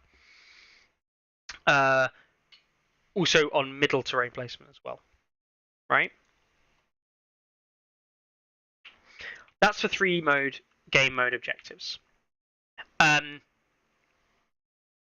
We could also overload a side objective, so something like doing this, allowing that side objective to be a bigger draw of force. Right, so I'm now sat there scoring that with solo, let's say a Dragonstone Noble or Jorah. I am now basically safe outside of my opponent ramming a unit into me that's not probably getting a huge amount of value out of itself killing this unit. If they're charging me with Lance Cav, well, I'm going to be dead anyway. So this terrain piece just makes it a little bit more comfortable and makes it kind of forced, whereas you can't take me out with a pot shot from ranged, which could be the other option. So consider that as an option there. On three objective game mode terrain opportunities. Yeah. Palisades again to use the spread the pace of the battlefield up a little bit. Yeah. Might filter. This is going to be a filtering kind of setup, so your opponent's filtered into a small gap to fight you. It could be there as well. It could be a blocking type terrain piece, which is probably going to be off center or maybe slightly further back off center, like here or here. And that's going to offer like a terrain block opportunity for this unit to put in shots into here, while also being relatively safe. It could also be here. And this unit could be popping away all day. Now, here, it's got a unit on its flank here, let's say. Pretend that Cav is red. Those 2 units are holding here, and they're feeling pretty secure. And then you've got, your other forces fighting over the rest of the objectives, potentially providing some support. Okay. So those are the options I see. Again, hedges don't make an appearance because I think hedges are terrible. But I did say we'd cover why hedges might be useful for this kind of game mode if you're running cavalry lists. Right? So the key here with the hedge is I can place the hedge here or here. If I place it here, my opponent now cannot place terrain in 6 inches of this. This is a blocking piece of terrain, right? It blocks certain other pieces of terrain being near it. Like here, all of a sudden you can't get terrain anywhere on the middle objective. You can't get terrain like that's going to be helping one side or the other. You'd have to be like right back here. Yeah? Right at the baseline. Which won't affect necessarily a unit that wants to hold the middle. Right? So, consider that as an opportunity to take advantage of the positioning of a hedge if you want a cavalry style list that wants maneuverability to actually lower your opponent's ability to use their terrain to their advantage, especially movement affecting or reroll denying or defensive terrain. Okay. Cool. We'll move on to 5 objective game modes. in 5 objective game modes, it is a very similar story. You want to control the middle. Now, bearing in mind you can't have palisades in this game mode if it is honed and ready. I got the name right this time. Walls still like that position here because you want to hold the middle while also holding this one, and this one, or this one, and this one, or vice versa, right? So having a defensive terrain piece in the middle, if you are running a somewhat defensive list, is probably a good idea. You want to exert pressure early, and then hold that position safely. This is where something like a quartz pile or wood actually gets more value, right? Because you can have a quartz pile here, and now it covers all of the objectives. If you are holding an objective, what I'm saying to you is you will take the negative effects of this. This has a little bit more power. It can mean that like holding one side of the board is less advantageous than holding the other. So your opponent might be more likely to send more of their units this way rather than this way. And that might mean that you have more push power up this left-hand flank, which might mean that you have more wrap power. Yo, yo, yo, wrap power. So that is there as well to consider. There's also the absolute classic, Palisade. This is an absolute classic for Palisade. Palisade there. You know, block the 2 objectives off. If you're sat there and I'm sat here, I am just going to shoot you all day with my range unit, and your melee unit can't come and touch me. Lol, lol, lol, lol, lol, lol, lol, lol. Yeah, very common tactic we see with certain factions. For example, Greyjoys, even Baratheons do it. Yeah, worth considering. I even do it free folk trappers because the short range is enough. So those are my generalized tips and a couple of specific examples. Hopefully, if people have found those useful for this kind of game mode. Again, I'm adding a massive caveat here. Your list varies. Like the terrain that your list wants and the way you play your list will vary. You cannot use most generic statements to suit you. However, there are going to be things that will work and there will be things that don't work. Okay. Stakes we will give an honourable mention to. The damage factor is often enough to make people second guess themselves. And if people are second guessing themselves, you've got the opportunity to win games because it means that they're more likely to make a mistake. Okay? So stakes, especially in this kind of region here, makes a unit that might be more defensible. Now, I don't really want to charge it, but I can. But also, if you heal on your charge, like a Rose Knight unit, you just charge across it, take some wounds, heal, and then be doing absolute big damage. Yeah. So, bear that in mind. What else we got? I nearly approached 2 hours already. Wow. What else we got? So, I think that's it for 5 game modes, really. Again, reminder, you can't use Palisades in Honed and Ready. Yeah. I think that's pretty much it for side terrain here. It is worth noting on Game of Thrones, you can put, obviously, you got rid of the 6-inch edge deployment earlier. There may be outflank blocking terrain piecing that you might want to do here or here. And vice versa, you might do something like that instead. So it's more sided that way and allows it coming these sides and here. So, okie dokie. That's a 5 objective game mode. Controlling the center in those game modes is pivotal. I said this earlier. So you're going to score more points. You'll get more point efficient opportunities from the center objective. So take the center objectives early, hold them early, gain more victory points, win games. Last up, we'll cover Feast of Crows, because Feast of Crows is a bit of a messy one, right? And that's because it already starts with terrain. Yeah? Now, there's lots of different ways you can do this. You're generally speaking going to want to sit on one of the two, right?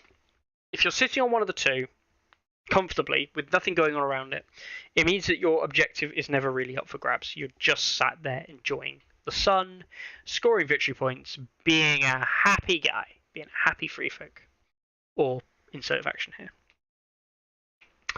What you need to do is you need to make sure you can solidify that in some way or reinforce it in some way. So I'm a big fan. Now, you can place within 6 inches, but you can't place within 1. I'm a big fan of a terrain piece like this, like a forest there. Now, if a unit was to adapt to this position here, sitting on the token, not able to be flanked, then this unit here, potentially, sat behind, could be immune to archer fire because you've got the overlap there, and there's no easy way to draw a line of sight from units. So you'd have to be like, have to have a point, which would be, let's go just intersect. There we go. Just intersect. You would have to have a point on your line somewhere in that line. Yeah, somewhere on that line or left of it, that way of it. So again, manipulate that charge blocking and manipulate that line of sight blocking. Your alternative, you could go here, which again might protect you from your own units, or even here, yeah, where you can control the objective and lose both. There is no position I think you can take, not easily. You go like there, which would potentially block line of vision unless they got, they might have a unit here, which is different. But it could potentially block line of sight and give you minus rerolls and give you +1 armor, which is like better than a wall, right? Because it's also over a wider area. So just bear that one in mind with defensive units as well, or units that might want to hold a position like that. Okay. The other thing to note with Feast for Crows is your units will give up Feast for Crows. Your units will give up corpse piles, and they have to be placed somewhere. They can't be placed within an inch of an existing unit or an inch of an existing terrain piece. This means we can expect to see corpse piles in the back lines here, typically. Yeah, terrain will obviously go here. Again, you might pull out something like a palisade in a position like this to again slow the game down in the middle, make the game harder to play, more archer and ranged unit friendly. Weirwood's near it. Weirwood's, what you're saying is that my morale isn't very good and I want to be able to hold this, and I actually don't care about doing damage to you through a forest, or sorry, through a Weirwood. What I care about is I care about doing weight of hits. Ranger hunters, for example, benefit massively from Weirwoods. It's free terrain, so they get more rerolls, which means they get more opportunity to test their panic as well on each test at a +1. And testing at 4 is just like such good odds to not be a problem. So those are all opportunities with Feast of Crows. I'm not a big fan of Weirwoods next to corpse piles in Feast of Crows. I don't think this is always a good opportunity, but it might be against certain list archetypes as well. So just bear that in mind. Okay, there's lots more I could discuss, but that's all I'm probably going to go through today with you. It's been about an hour and a half, nearly an hour and a quarter on. It's definitely been an hour on terrain, which is a long time for me to discuss terrain. If there are any questions, then feel free to drop them in chat, drop them in the comments, talk about your lists, and talk about how terrain might be beneficial in your lists. Alternatively, look at other things and think about, right, well, what terrain might be good for my list? Then how do I want to play the list? A lot of what I would say would come down to game plans with your list. Your terrain is informed if you have a game plan with your list. What is it you're looking to do with your list? And how can your terrain benefit that objective? When I say speeding the game up, slowing the game down, high tempo, low tempo, what kind of other situations do you want to see? What don't you want to see? Use that terrain to your advantage. Okay, guys? So, let's go back.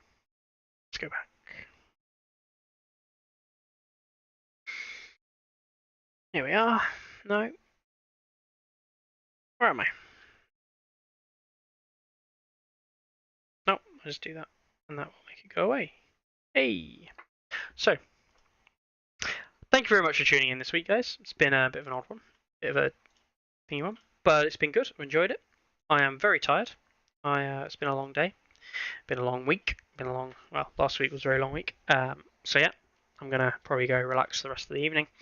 My fridge freezer's broken, which is also not fun at all. So having to deal with that. Anyway, let's have a look at what we've got. So we've got Wednesday this week, we've got the 30-point event happening in Poznan in Poland. We've got a Russian TTS team tournament. Interesting. How many players have they got for that already? Just the one, but I imagine there are more people signed up. That's starting this Wednesday as well. Random terrain mandatory. Interesting. Shanghai Fight Club this weekend as well coming up. Good to see Shanghai Fight Club continue. Starter set 20 in Sydney. Yes, I saw this one in Tower Games advertised a little bit. They're looking to do a starter set at Tower Games tournament where they can give away some starter sets to different players. Love to see it. Next one up is an event happening in Russia, and again, I apologise for not being able to read it. also happening this weekend. An event happening in Luxembourg. The massive Let's Play event happening in Luxembourg is on this weekend as well. They've got quite a few people. They've got 9 currently in. 1, 2, 3, 4, 5, 6, 10 more on the waiting list. So they're looking at about a 20-person event. They'll probably get 1 or 2 more this week. I really hope that event goes well. They've been promoting it for a long time. I don't know if the Luxembourg community are going to actually sign up to it as well, and you'll see a massive influx in numbers there. So really hope that Let's Play event goes really well. And if you're still looking to sign up in the area from like France, the Netherlands, Germany, Belgium, you sign up. Yeah, well worth the trip. It gets, by the sounds of it, they're looking to really grow song in that area. An event happening in Warsaw in Poland, and this time by the FGB guys, the Figurkowa Graj Twin. I have no idea. I have butchered that. Yeah. Anyway, those guys, the FGB guys, who appear a lot of Polish tournaments. We've got another event in Russia at Mind Games. Great. Hope Euron exists there in large numbers. An event happening in Budapest in Hungary. So yeah, really hope that goes well. We've got an event happening in Poznan, Poland again on Saturday. So another event in Poznan. Poznan guys are just mental. Love it. An event happening in the Battle for the Crown of Silesia in Gliwice in Poland. So they've got 41 people signed up. Nice. This is looking like a relatively big event. Some international travellers as well, which is good to see.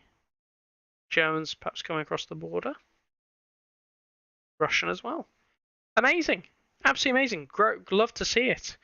Some other names on there that I recognise, such as Suster and Koza and Krishalk. Yeah, awesome. Love it. Absolutely love it. And call me Sophie. Cool. Awesome stuff. Battle of the Crown of Silesia. Awesome. We've got another event happening in Russia this weekend. We've got another event happening in Madrid, the Tourney of the Seven Kings. This is part of...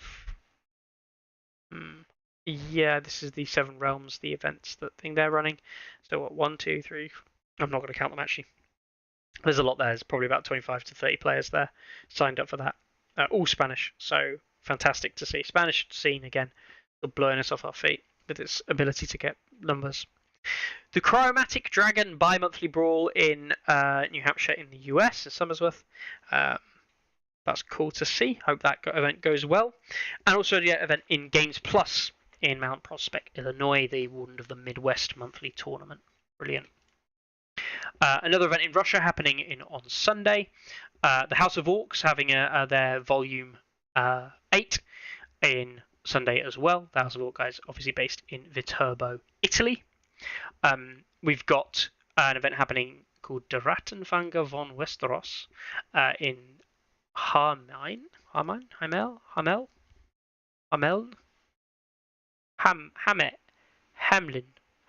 in Germany. So hope that one goes well. Don't actually know where that is. Ah, okay, it's near Hanover. Right, okay. We've got Bad Moon Cafe. They've got their summer ELO event, a Song of Summer, in Bad Moon Cafe in London this weekend. We've got an event happening in Maryland, in Glen Burnie, games and stuff there. Really hope that one goes well. The Rusty Scabbard in Lexington, Kentucky, happening this weekend as well. So, 1, 2, 3, 4, 5, 6, 7, 8, 9, 10, 11, 12, 13, 14, 15, 16, 17, 18, 19, 20, 21 events happening this weekend or throughout the week into this weekend. Fantastic to see. Love the absolute work people are putting in to play these games, run these events, keep on producing fantastic events for people to attend and people to enjoy themselves. Congratulations to all the runners of events from last weekend and all the winners of the events last weekend, be it with Free Folk or with Martells or with Lowly Greyjoys. I really hope that you enjoy your week ahead, guys. I'm going to go get some sleep, some rest, and I will catch you next Monday. Have a good one. Ready? Aim! There's too many. Anyone see my mammoth? Stubby!